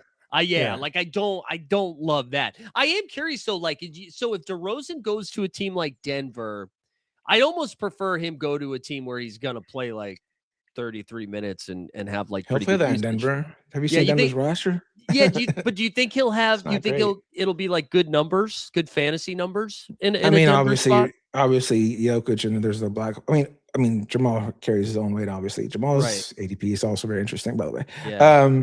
But it's just, I mean, the only guys that are being drafted are Jokic and Jamal, and then nobody else. Like, I'm actually kind of surprised. Like, I'm used to seeing Aaron Gordon drafted a lot higher, Yeah. shit like that, and historically. But I've talked myself back into Cam Johnson pretty late. Even I though was on Cam the whole time. I'm like, yeah, dude, people are like, he was going undrafted the first month. it's Like, and I know undrafted. I know he was rough last year. I believe that he's good at basketball and he's in the best environment to succeed. We're gonna fucking use 1 year of come on. Yeah.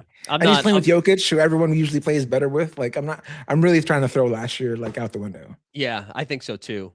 Well, for the schedule stuff too, I guess, was there any outside of like the big winners being, I know like Dallas has just like a beautiful playoff run for us, and that Cleveland Dallas is awesome. Is the opposite. Like Cleveland is really bad. Was there anybody else that like really jumped for you that you're like, okay, I need to adjust my ranks a little?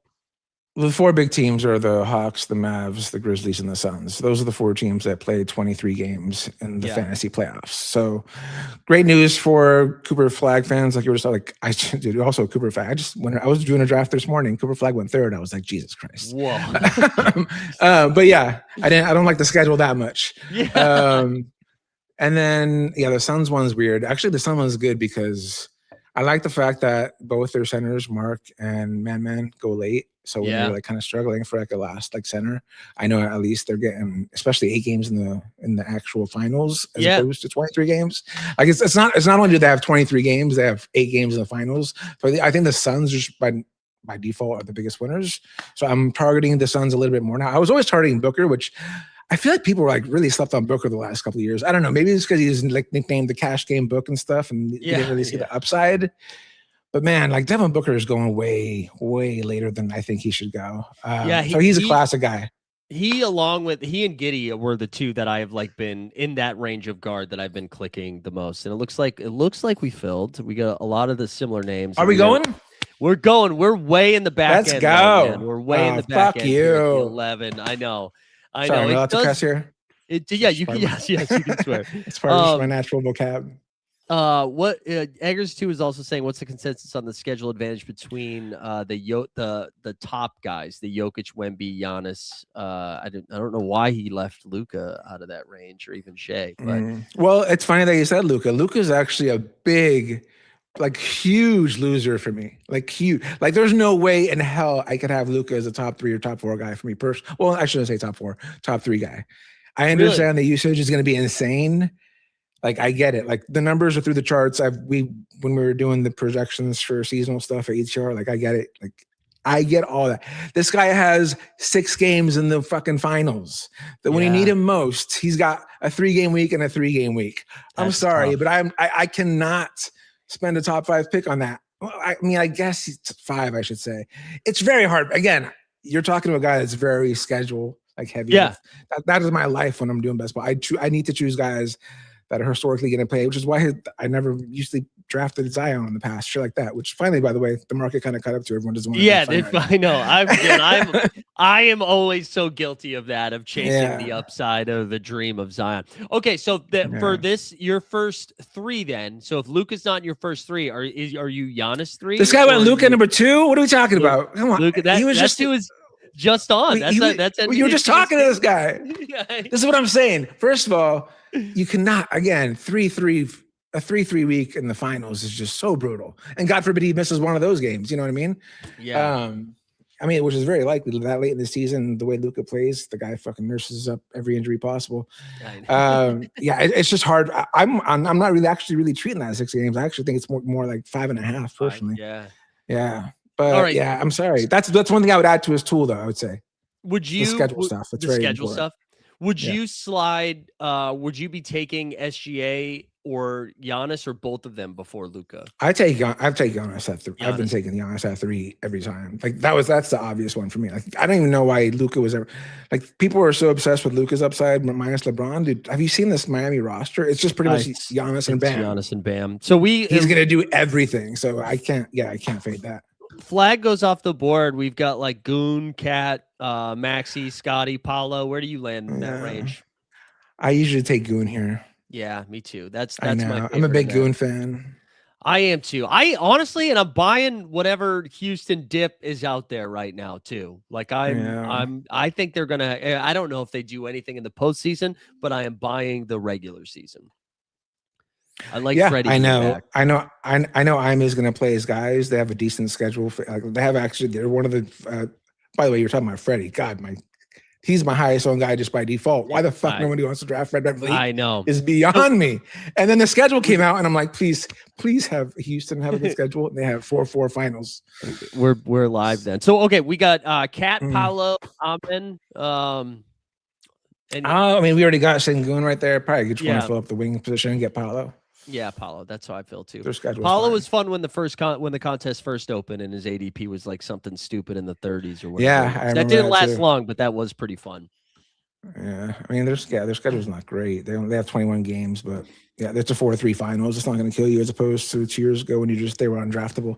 Yeah, all the Magic guys. But now I could draft the Magic again. It feels good. But yeah, man, the Houston Rockets, man. Again, I'm just going to play his guys. Yeah, Fred's and I mean.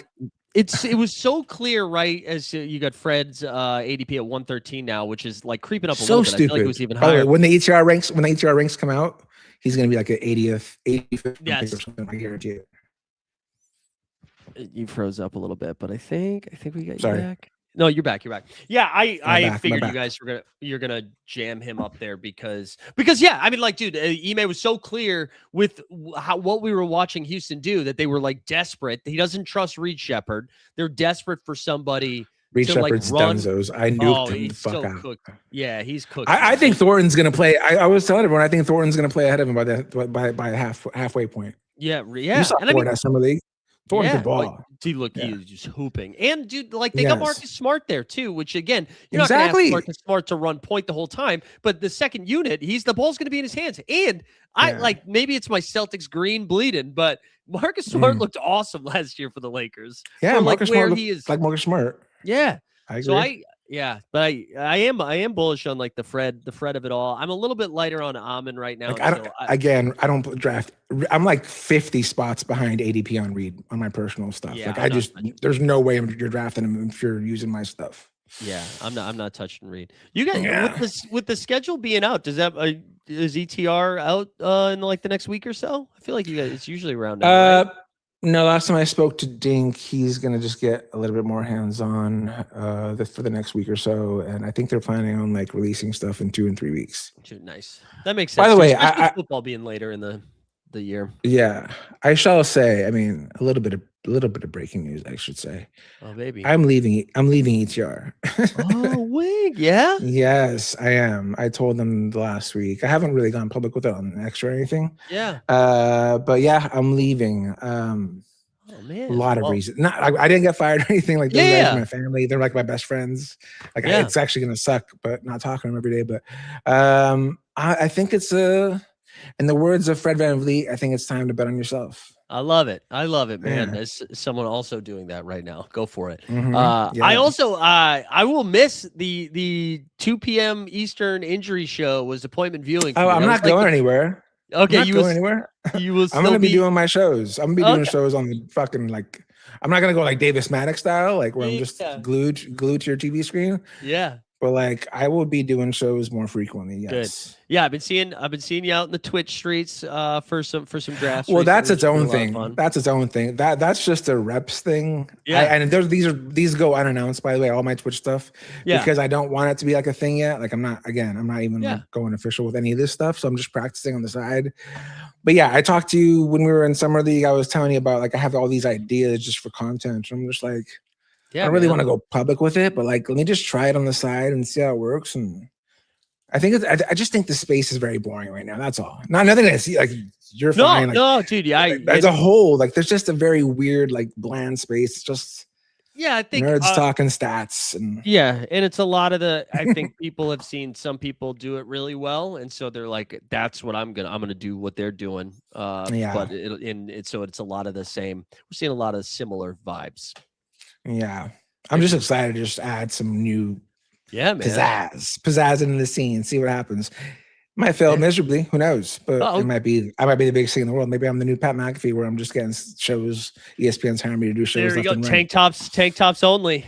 I can't believe he still does a tank top thing. I know, man. All right, so we're about to be back on the clock here. We've got a Paolo Goon. We've got LaMelo in his new spot. We've got James Harden playing like pretty obvious. One game. LaMelo goes. This is pretty obvious. We're not anymore. That was the obvious pick from my opinion. I was gonna say we weren't gonna be able to get. I like nuked Harden. I don't really like clicking it here. Well, that's what sucks. Is like I actually was higher on Harden, and then the schedule comes out. It's pretty bad. And and their schedule sucks. They have the worst schedule. So and we have a 2-game week in the finals. It's like, it's impossible. I mean, if you want to take him, he's there. We've got Embiid, Siakam, I'm not doing Curry. Embiid. Please don't do Embiid. No. You just heard my spiel about games played. I kind of I'm cool with Siakam. Yeah, cool with that. I like Siakam. What's the ADP? 35? Oh, yeah. This isn't the part of the draft where I reach for Caleb. Yeah. I was waiting because I know our next pick is pick 38. We're getting close. Oh, that's gonna still be too early. Fuck. Well, we're in a little bit of a tough spot with this guard situation here too, because we are still lacking a guard. Yeah, we got Siakam, but after this one. By the way, if you haven't played NBA Best Ball, like if you want to hold off on a position, it's guard because there's just so many of them late. Well, that's the one thing I always go back to. Like I'm naturally always going to pick whenever the tiebreakers. It's always going to be wing. So let's make this pick now, and then we can talk about that because I've been going back and forth. I think Jules. Yeah, I've been taking a lot of random. You guys were just talking also on the show about how you guys haven't been taking nets. Dude, sadly, I'm taking way too many nets. Well, Day'Ron Sharp's my highest owned guy. That's the lowest owned nets of all my guys. Oh, I love Sharp. I'm taking we got to get in a discussion about this. Who's the okay? Well, hold on, but let's do the Nets one first, and then I want to talk guards. So I'm taking a lot of Randall. I'm taking a lot of Michael Porter Jr. I am taking some Brown late. I'm taking I love Yegor Demon too, but I am taking a ton of Sharp. I love Sharp. Day'Ron, and maybe because Sharp got me into the dog bowl, so maybe that's why. But I just there's a little bit of bias. Yeah, and it's like, who is it? If it's not Sharp playing for him, who is it? Is it Danny Wolf? Like who? I don't know. Yeah, I'm into it. I mean, and honestly, I don't like any of those guys either. But they're one position I think that is more fluid than the others is the bigs. Yeah, and I just don't think Darren Sharp can play as many minutes as the public thinks that he could play. That's my thing. I think he's one of those guys that I think. I mean, trust me. I was looking at the game logs. I know he's got he touched 30 a few times, but if you're gonna play him this much more in terms of like if he's gonna be your starting center or whatnot. Just naturally just going to bring everything else down. It's going to scale it down naturally. So I don't think those games are going to be as frequent. I just think he's more of like a 25, 26 minutes per game guy. And I understand that he's probably going to do his thing in those minutes. I just think he's getting a little bit overvalued. It feels to me like he's getting more drafted as he's playing 28, 29 minutes. And if he does play 28 and 29 minutes, which is very possible, I'm probably getting buried, but I just don't think that's happening. Yeah. That's fair. But the other guys like Demon, Yegor, Randall, and MPJ, are you getting to all of those three? Dude, first of all, Mikal Brown is a fucking dog. Like he was my favorite guard outside of DP in the draft. Like I'm like, once you get past the obvious one, like he was my favorite one. Yeah. His whole thing was like the back issues. Like everyone was worried about his back. As long as the back holds up. Yeah. This guy fucking gets it. He's historically, like I was looking at, we were doing double checking his rates on ETR before I left. That's what I feel about. I actually did my rates and all that before I left. So the Best Ball product is very well in good hands with ETR. Trust me. But yeah, like he's just constantly he's over 30% usage. Like the guy's gonna do his, especially on this version of this Nets team. Like there's not a lot of guys that are gonna demand the ball out of his hands, but. Especially like the top five feels very safe and consolidated. Mm-hmm. It's those other guys, the back end guys that I'm worried about, but I'm not really worried about the back end guys as much anymore in a world that you can't tank. I shouldn't say you can't tank. You could obviously tank, but if you're trying to win, and by the way, another big thing about this is I actually think Jordy is one of the best coaches in the league.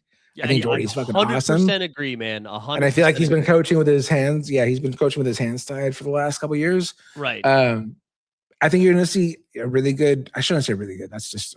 I think you're going to see like overachieving Brooklyn. Yeah, an overachieving Brooklyn team. And I think the top 5 guys that are like I feel like are shooing for minutes are going to be a big part of that.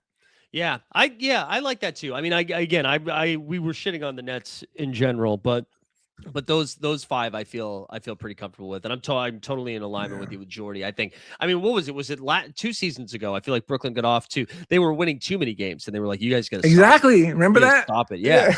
We're going to start trading guys. Yeah, they had to start trading everybody. That's when they started. Who was that the big class one? Was that Jordy? Dennis Schroeder? Yeah, I think that was a Schroeder year. That class of like, because I think they all came in around the same time, or maybe a year apart. But like Jordy, Darko, and Jordan Ott over in Phoenix too, I think are like excellent coaches. I like the fact that Ott got as many W's out of that team last year as they did. I was so impressed with Phoenix. I've got to deal with Miles Bridges for 60 games. Piece of shit, Miles Bridges. All right, let's. We're at a 3-1 build right now. We've got some guards on the board here. Did Caleb get picked? Did I miss that? Where did he get picked at? Caleb went. Let's see. Caleb went by NBA TST. You motherfucker! Because I did that shit to him when he picked Luka. That's why. That's right. That's right. So if this guard, I'm assuming you don't want Zion. I think we go AJ. Let's go AJ. AJ's still there. Yeah. Yeah. AJ's still there. That's a great pick. Fuck yeah. I like AJ. Again, like there's guards in this range that I love. Yeah. But I promise you're just going to be so stacked on guards later on. Like, well, okay. So that's my feeling. After this pick, let's talk about that because I've had like struggled with the guard position where really, yeah. Well, not strong.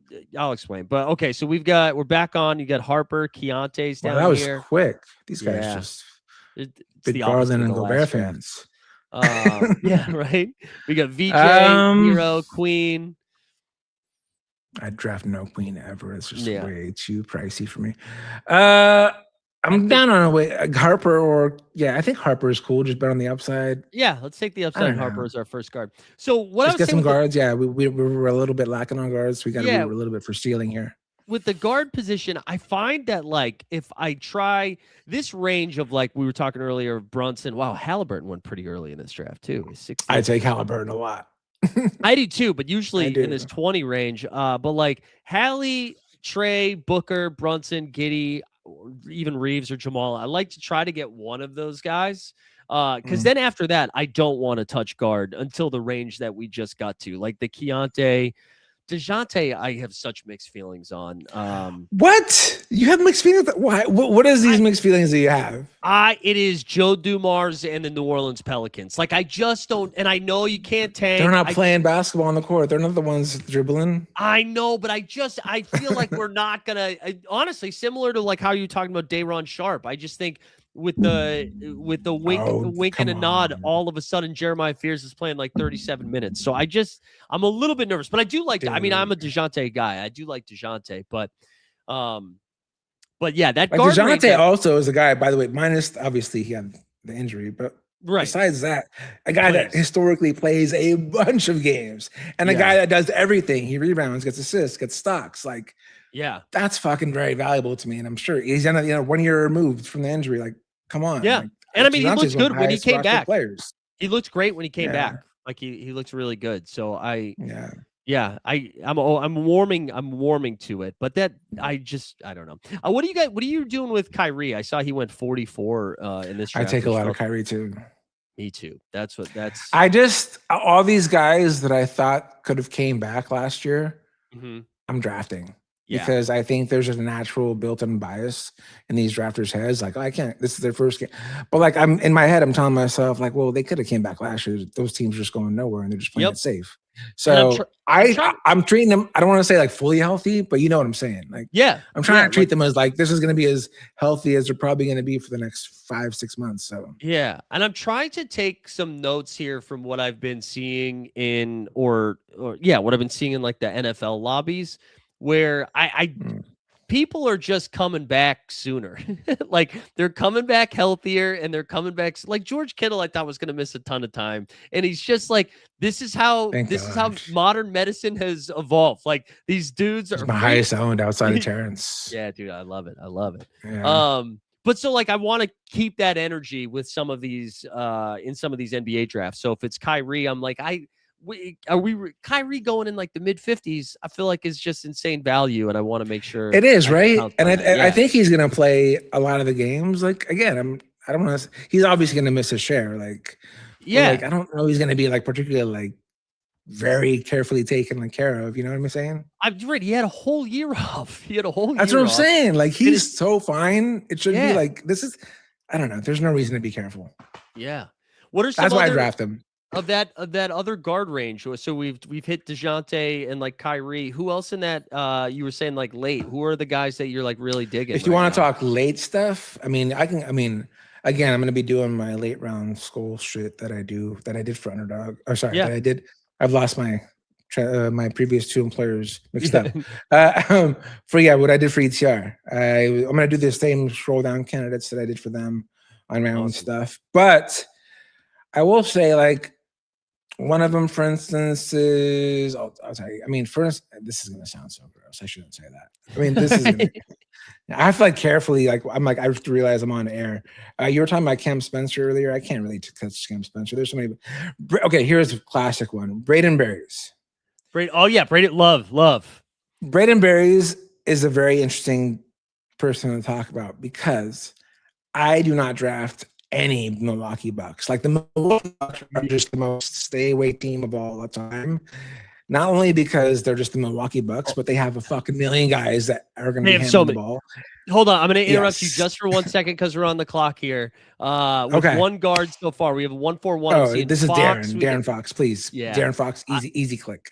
This is another. The hate on Darren Fox has gone too far. Too far, dude. Listen. Way too far. He was playing on a high ankle sprain in the finals against. That's what I'm saying. Yeah. This was actually probably his best efficiency wise. This is probably his best season of his career. Yeah.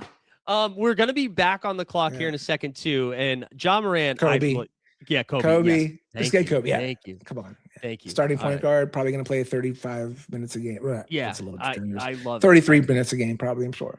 I love it. Okay, sorry, I had cut you off mid Berries. No, I'm just saying, like they have a million guards, and like every one of them is overpriced except him because, first of all, he's actually the only I think good one, really. I mean, we saw him at Summer League, like he fucking balled out.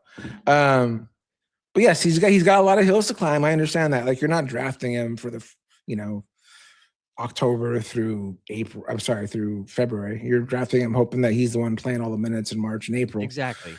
And he should be because he's probably the best one. And we saw it firsthand. And like also a guy that you look historically, like he's always constantly guy has high usage. Like but again, I don't want to target him, but he's the only Bucks guy. Yeah. I am still guilty of drafting Khalil Ware. It's something that I've been I love Khalil Ware. Okay, all right. I am so happy he is divorced from Eric Spoelstra because man, free Ware. But yeah, I haven't really touched much Tyler Hero. You couldn't pay me to draft Miles Turner. I don't care. I'm not doing it. No, I'm not doing it. Well, Gallagher, I know Gallagher when we were doing a minute. Like Gallagher believes he thinks there's a comeback season in him. Because it's mainly that the Doc stink taxes off him, which is fair. Like Doc was a terrible coach, and now that you remove him, I can see that. But I don't know. Make me do it, Gallagher. Do not make me. I mean, I'm telling you right now, like Miles is probably going to be a decent, if I remember correctly, before I left. I think he's going to be a decent value if you use the ETR ranks. And I'd like for Jaime Jaquez to be a thing, but I don't know. I can't do that either. Again, there's so many ball handlers. So many ball handlers. There's too many. Just looking at their stuff right now. Like, honestly, it's funny because you would think one of the big parts of the Giannis trade, one of the biggest acquisitions was Yakachunas, right? Like he's a lottery pick from last year. Yeah. This is a point guard that was just a lottery pick from last year. You would like to think like you should see what you see in this guy, right? He was literally just we're 9-10 months, whatever, away from him just being drafted in top 10 or 11. Right. Like he's also a guy that deserves actual playing time. Like why are we also like Ryan Rollins? Why are we drafting Ryan Rollins or Tyler Hero? Like there's no reason these guys are a part of their future. I don't know. It's just it's a really big mess, and I hate drafting all of them. But I will say, Burries is the guy. I'm a little nervous we start seeing some Memphis energy from Milwaukee, where it's just like everybody's playing 24 and a half minutes. We've got 32 guys on our roster. Everybody plays 24 minutes. That's what makes me nervous about these Memphis guys still. Like I try not to overreact to second year summer league performances because like they're supposed to be good. Cedric Coward is so fucking good, man. I love Cedric. I know. Coward. Did I tell you about my summer league story about him? No. So I was with his family. I was actually watching the first Memphis game. I forgot which one it was, but I was watching. I think it was the first one. I think they were playing the Bulls. I was watching the Memphis game with his family, like literally his grandpa. Oh, his dad. That's awesome. And again, that's the best part about summer league. You just get to network with so many fucking people. Yeah. But I mean, I couldn't help myself. I was like, you guys got to talk to me. Like, how frustrating is it reading for your relative? Like, to be playing under these minute restrictions. Like, he's so good, he could probably play 30+ minutes on anything. And they even said the same thing. They're like, it drives us nuts. We want our guy to play so much, and like he'll never play more than. So like, if his family is concerned, I have a right to be concerned. Right, that's what I'm saying. No, man, it's so tilting because he's so good. And like seeing him in person, I think you just don't realize how big he is and how strong he is. He's a fucking monster. Yeah, his shoulders, like, I mean, now that they're healthy, he's fun. His wingspan, I think, is like 7'6" wingspan or some shit. I don't know how many games they're going to win, but I feel like they're going to be a competitive team. Like, I think there's going to be you would think so. They're a good team. Yeah, they're a good team. I mean, I love Boozer. Boozer's another guy that, I mean, once ETR ranks come out, he's probably going to be a little bit. I mean, you're at him at a value right now. Is what I'm trying to say. Yeah, that's how I feel too. All right, back on the clock. Memphis, by the way, they are one of the big winners of the schedule. Yeah, 23 games. Right. I've been clicking some Edie because of that. We're back on here. Keegan is it. I mean, we could talk about Keegan for 2 hours here if you want. He's one of my highest owned right now is Keegan Murray. And cool. We're on the same page. Yeah.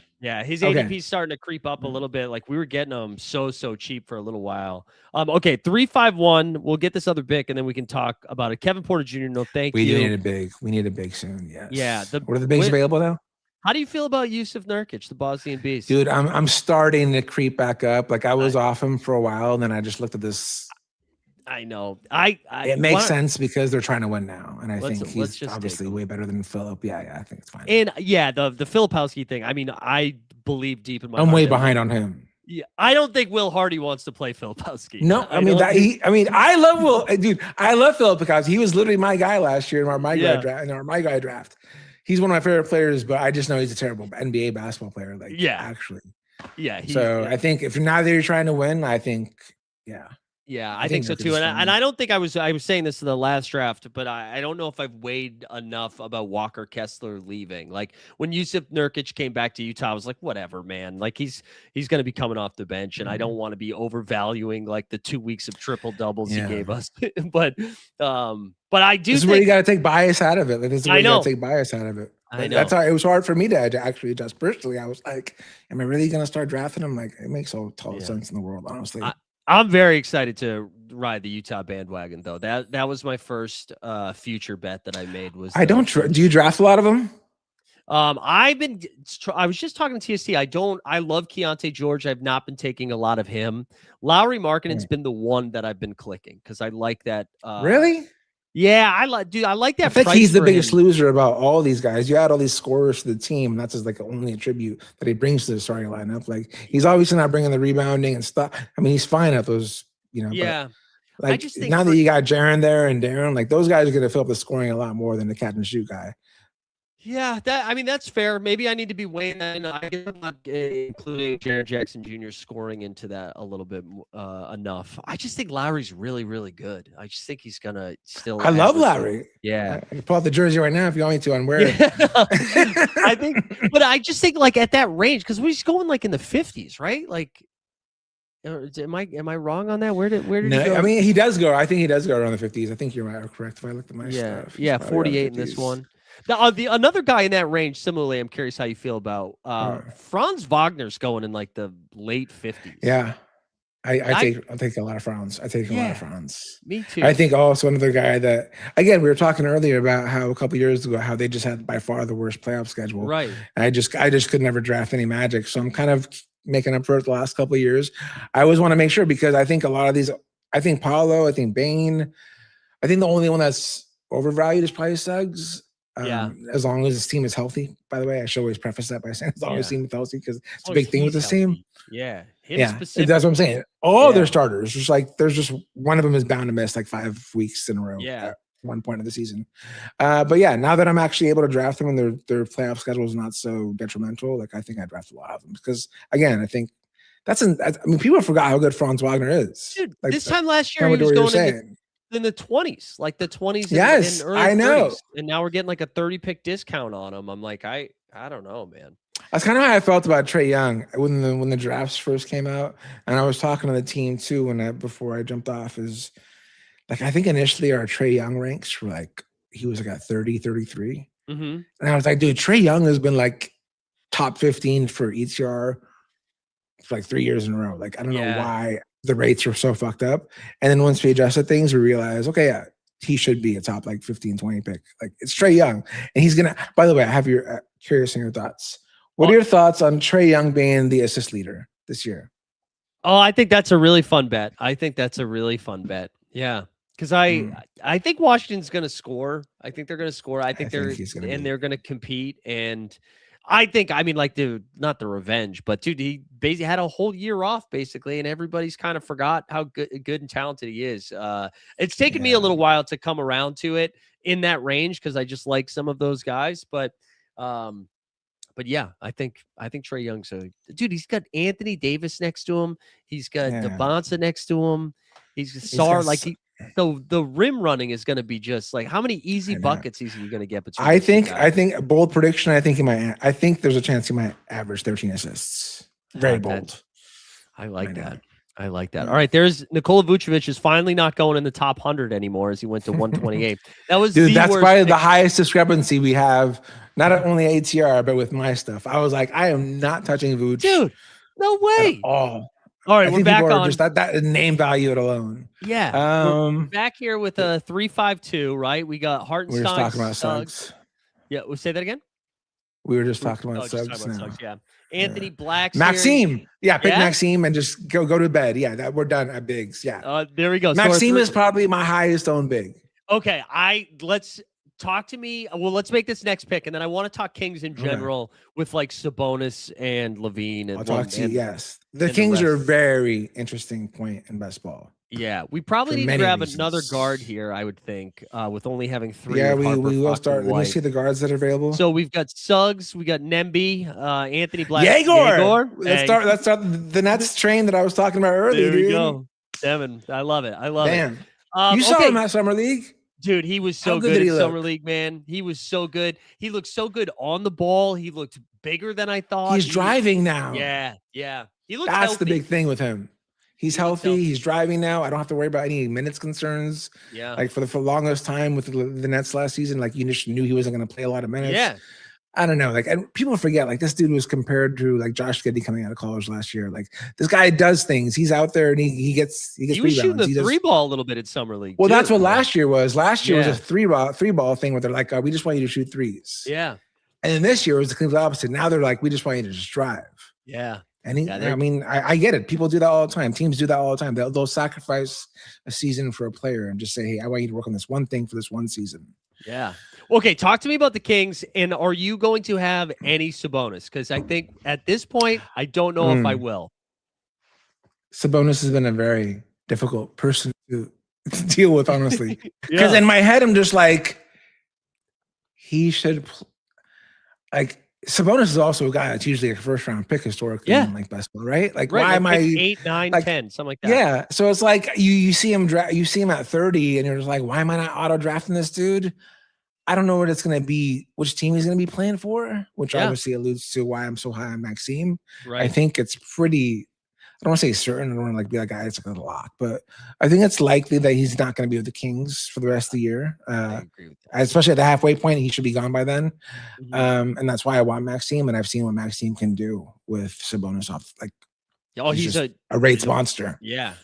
Yeah. So that's another thing about best ball. When we were doing these rankings at ETR, and I'm looking at like after we do all the numbers and the adjusting and whatnot, I'm like, I still want to be higher on that, but we can't get there because Sabonis is not gone yet. You know what I'm saying? Right. So it's like you have to like tell people like, hey, we'll release these rankings now for how things stand as if, but like you almost have to give people like a little heads up, like, but right. What I'm like, that's what I'm saying. My personal rankings, I will hike up guys that I think are way likely to be moved and whatnot, or I'll dock guys that I think are way likely to be moved, whatever.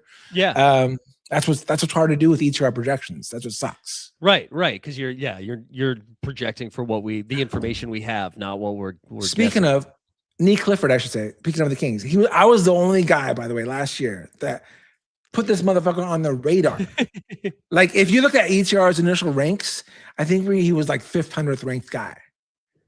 But I still wrote him up in my late round candidates, and I explained why. I'm like, dude, new org. They're gonna want to just get rid of these old guys and just tank and break. I was like, Nee Clifford is a first round guy, just did a bunch of shit, who played a bunch of years in college, by the way. He's not like a young college, like he's a guy that's actually has some miles under his belt.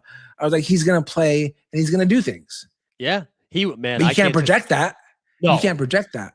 No. But that's what I'm saying. It's like sometimes you have to look at these teams, and I know it's different this year with the tanking rules, but there's still signs that you can see what teams can be and should be doing. The Kings stuff is pretty obvious. Yeah, the Kings more so than any other team, and like the Levine stuff that I find fascinating too, because I think the Kings were really hoping to be like, hey, can we just buy you out? Can we get you somewhere else? I know. And Levine seeing that contract, he's like, no, man, I'm taking the money.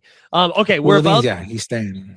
Yeah, we're about to be back on the clock here. 4-5-3. We got some I'd options. Love to go Keaton here. Keaton, yeah. I think he is something I just started clicking a little bit more. I'd actually love to talk about the Clippers for a moment after this next pick, if you want. Yeah. And let's, because I think the Clippers are a very interesting discussion. I do too. We've got we're all set at big, I think, right? With we got our three. We're good on big. Don't worry about big. Yeah, we're fine. I'm very happy with those three. Keyshawn, who's moving to the bench, I would imagine. We got Bobby Portis, Kelly. How about Trey I'm Jones? big. I'm very big on Colin and Trey. So you want to all right, dealer's choice? Let's do Colin. And can we call Jordan Ott and ask Colin Gillespie to start? I mean, over Jalen he's Green? always going to play his minute. That's another thing. He's one of those guys that like he has so much contingency value. If one of the guards misses, they're just going to plug Colin in there, especially now that Grayson's not there. Yeah. And we know he's obviously going to do shit when I think he's going to play near starters minutes regardless. I think, and God forbid if anyone gets injured. Like I just think he's going to play mid-30s in that case. Yeah, I just for basketball purposes, I want him to start. Put Jalen Green off the bench. Let Jalen Green. Cook off the bench. One could dream. All right, hit me with your Clippers. Your Clippers. Takes. So the Clippers. Excuse me. Sorry, let me get that in my throat. The Clippers are very interesting because if you've read the rumor mill for the last, I don't know, it feels like 2 years now. It feels like Benny Mathurin is a shoo-in to be gone soon. Yep. Like they're obviously trying to get rid of him. The Bradley Beal thing threw a little wrench into my selling point here, but I don't really trust Bradley Beal to play a lot anyway. Yeah. Exactly. Like I almost just last year I was like, all right, I'm done with you. I can't believe they gave him $6 million. Go ahead. You can have him.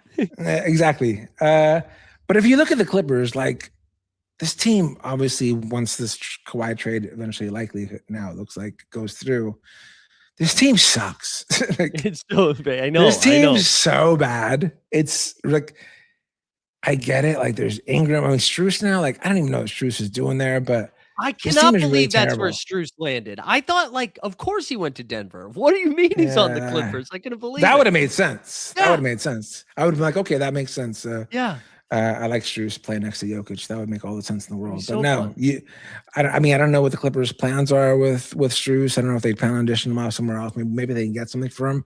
I don't know. But either way, so like the guys that like Keaton Wagler, like this is what I'm talking about. When you have this level of competition ahead of you for a team that's not really going anywhere, like again, the tanking rules are one thing, but I think Ty Lue is a good enough coach to just keep his team away from the bottom three. Just being Ty Lue.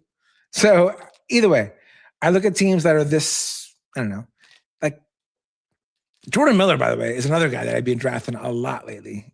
So I And like people are probably wondering, they're probably seeing me draft Jordan Miller. I'm like, why is this dude drafting Jordan Miller? Because again, I was just talking about how I'm playing this sometimes from a futures point of view. And I'm like, if Benedict Mathurin gets traded, which it looks like he is, yeah. Jordan Miller should probably play a lot. And they like he should Miller. play the Benedict Mathurin role. Yeah, and I think Ty Lue likes Miller. So somebody that I have splashed around with, and I know he's coming back from injury, but like a late 16th round pick, Yannick Niederhauser. Yeah, that's a tough one, but because they have just the worst centers, though, it's like that's another thing. You have to. It's so hard to push Brook Lopez down the ranks just because you're like looking at this. I'm like, they have nobody else. Like, how can I not project him for this many minutes in games? I know. But that's what I mean. Like, if we're getting down towards the end of the season, and again, they're not tanking, but it's like, well, all right, we can give Brook Lopez a night off. We can let and Yannick looked good when he was getting some run. He looked fun. I love Yannick. Yannick. All right, so about to be back on. We've got a 6-5-3. Our guards are Harper, Fox, White, Jaeger, Wagler. Is it Vogler or what? No, Wagler. Vogler. I learned this on the injury. Oh, show. it is Vog. Okay. Yeah. Mike always did a good job of correcting my pronunciations. He did. And then Gillespie. So some options here. If we're looking at the wings real fast. Show me the wings real fast. We got Neesmith, Jeremy Grant, Obi, Jovic, Ronnie Holland. Somebody I've been clicking, even though I think he's bad. Jarris, Gigi Jackson, Herb Jones. I think you should key Jovic. Don't kill me. No. We were talking about him a little bit in the last draft. I heard that. I heard that. I'm like, yeah, I know, guys. I've been burned by this many times before as well. It feels bad, but and I feel like we probably click another wing here, right? Do we go 6-7-3? I think we're good on wings. Show me the wings. Okay. Show me our wings again real fast. It's nobody good. It's Neesmith, Obi, some Pacers. No, our wings. Show me our wings. Oh, our wings. Sorry. Yeah. Paolo, Siakam, Randall, Devant. Yeah, we're good on wings. Yeah, we're good. We can go guard if we want. So we got Melton. We got Dana Melton Shanks. is interesting. I know you guys were talking about Melton. He was an interesting discussion point when we were doing projection with Mike. So if you want to go there, I wouldn't hate that. Yeah, I don't like it. It's just a hard bet on health with him. Honestly, that's my thing. But if he does play, this Warriors team sucks. They really do. He could start. He should start. I was gonna shout out Terrence Shannon Jr. too is somebody that you could talk me into just because I think he's gonna have to play a lot, but I don't know what that usage is going to look like for him. Yeah, for Minnesota. But yeah, it gets ugly pretty quickly down here. I see you're high on Danis. Danis is the guy I'd never draft either. I've been taking some Danis. You know who else my Boston fandom is trying to? No, don't do that. I've heard the stories. I've heard the offseason stories. Don't do that. All of the Boston sports. The untradeable Hugo Gonzalez. Dude, the beat writers are really selling it right now. They got to stop trying to tell me how great of a trade this was because you would think he's like AJ Mitchell in the making. Yeah, some guy there's some secret that they're holding on to. I know. There's your boy Neek Clifford. If you need I do like Neek again. I think they're gonna be dishing off some guys. I mean, I know Levine's an expiring. Maybe some team wants to rent him for like a future second or something. I mean, again, our projections. I shouldn't say are anymore because they're not. But the projections, ATR and stuff, like it's hard for you to like navigate through the things that are likely. I shouldn't say likely, but feels likely to happen down the future. Right. Wiggy man, thank you for doing this, dude. This was it was a pleasure to be able to chop it up and get a draft. Our final squad here. We had a 7-6-3. Our guard position, we got Harper, we've got Fox, Kobe White. I love Kobe White at 86 and Dem there. That's like a fun. You've sold me here on getting guards late because I'm feeling that. Look at these guys. Look at these guys. Like Vogler, Gillespie, Melton is pretty fun. And Paolo, we wouldn't say Melton's fun, but if Melton, I'm excited about that.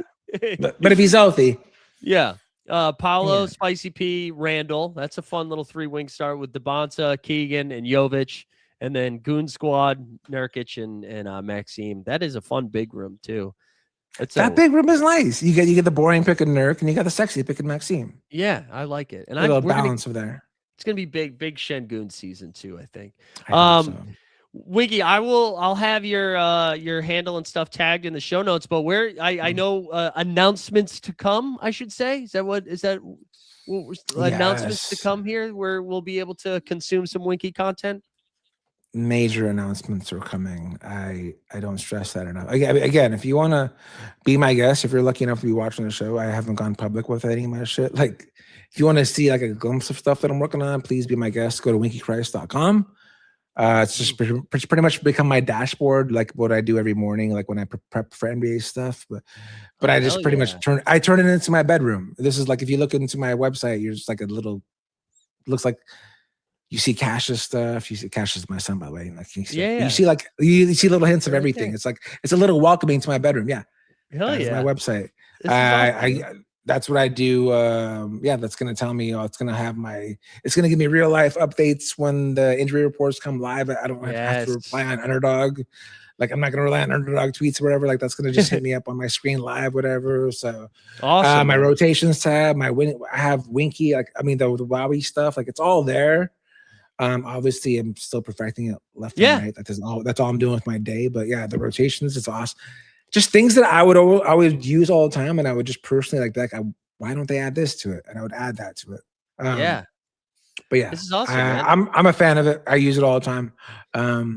We shall see what happens with it. Yeah, I'm looking forward to, man. I've been a fan from afar for a minute now, so I'm excited to see what you're cooking here next. And dude, thank you so much for jumping on and for being patient. Sorry we started 20 minutes. No, it's cool. Behind. I was enjoying that. I was watching the show like, all right, what are they gonna do right here? Like, it was fun. I was just a viewer. There was no fucking weight off my shoulders. There we go. Well, I appreciate it, man. Enjoy the draft season. And then we'll maybe when you're officially live, we'll get you back on so we can I'll have you return the favor. Trust me. I'll be like, hey, you want to jump on? Exactly. Home and away. Love it. For everybody else, thanks for hanging out. We got a ton of drafts in today, or this week, right? We did a bunch of soccer shit yesterday, basketball today. We'll be back next week for Winky, for myself, for NBA TST. Thanks for hanging. We'll see you guys next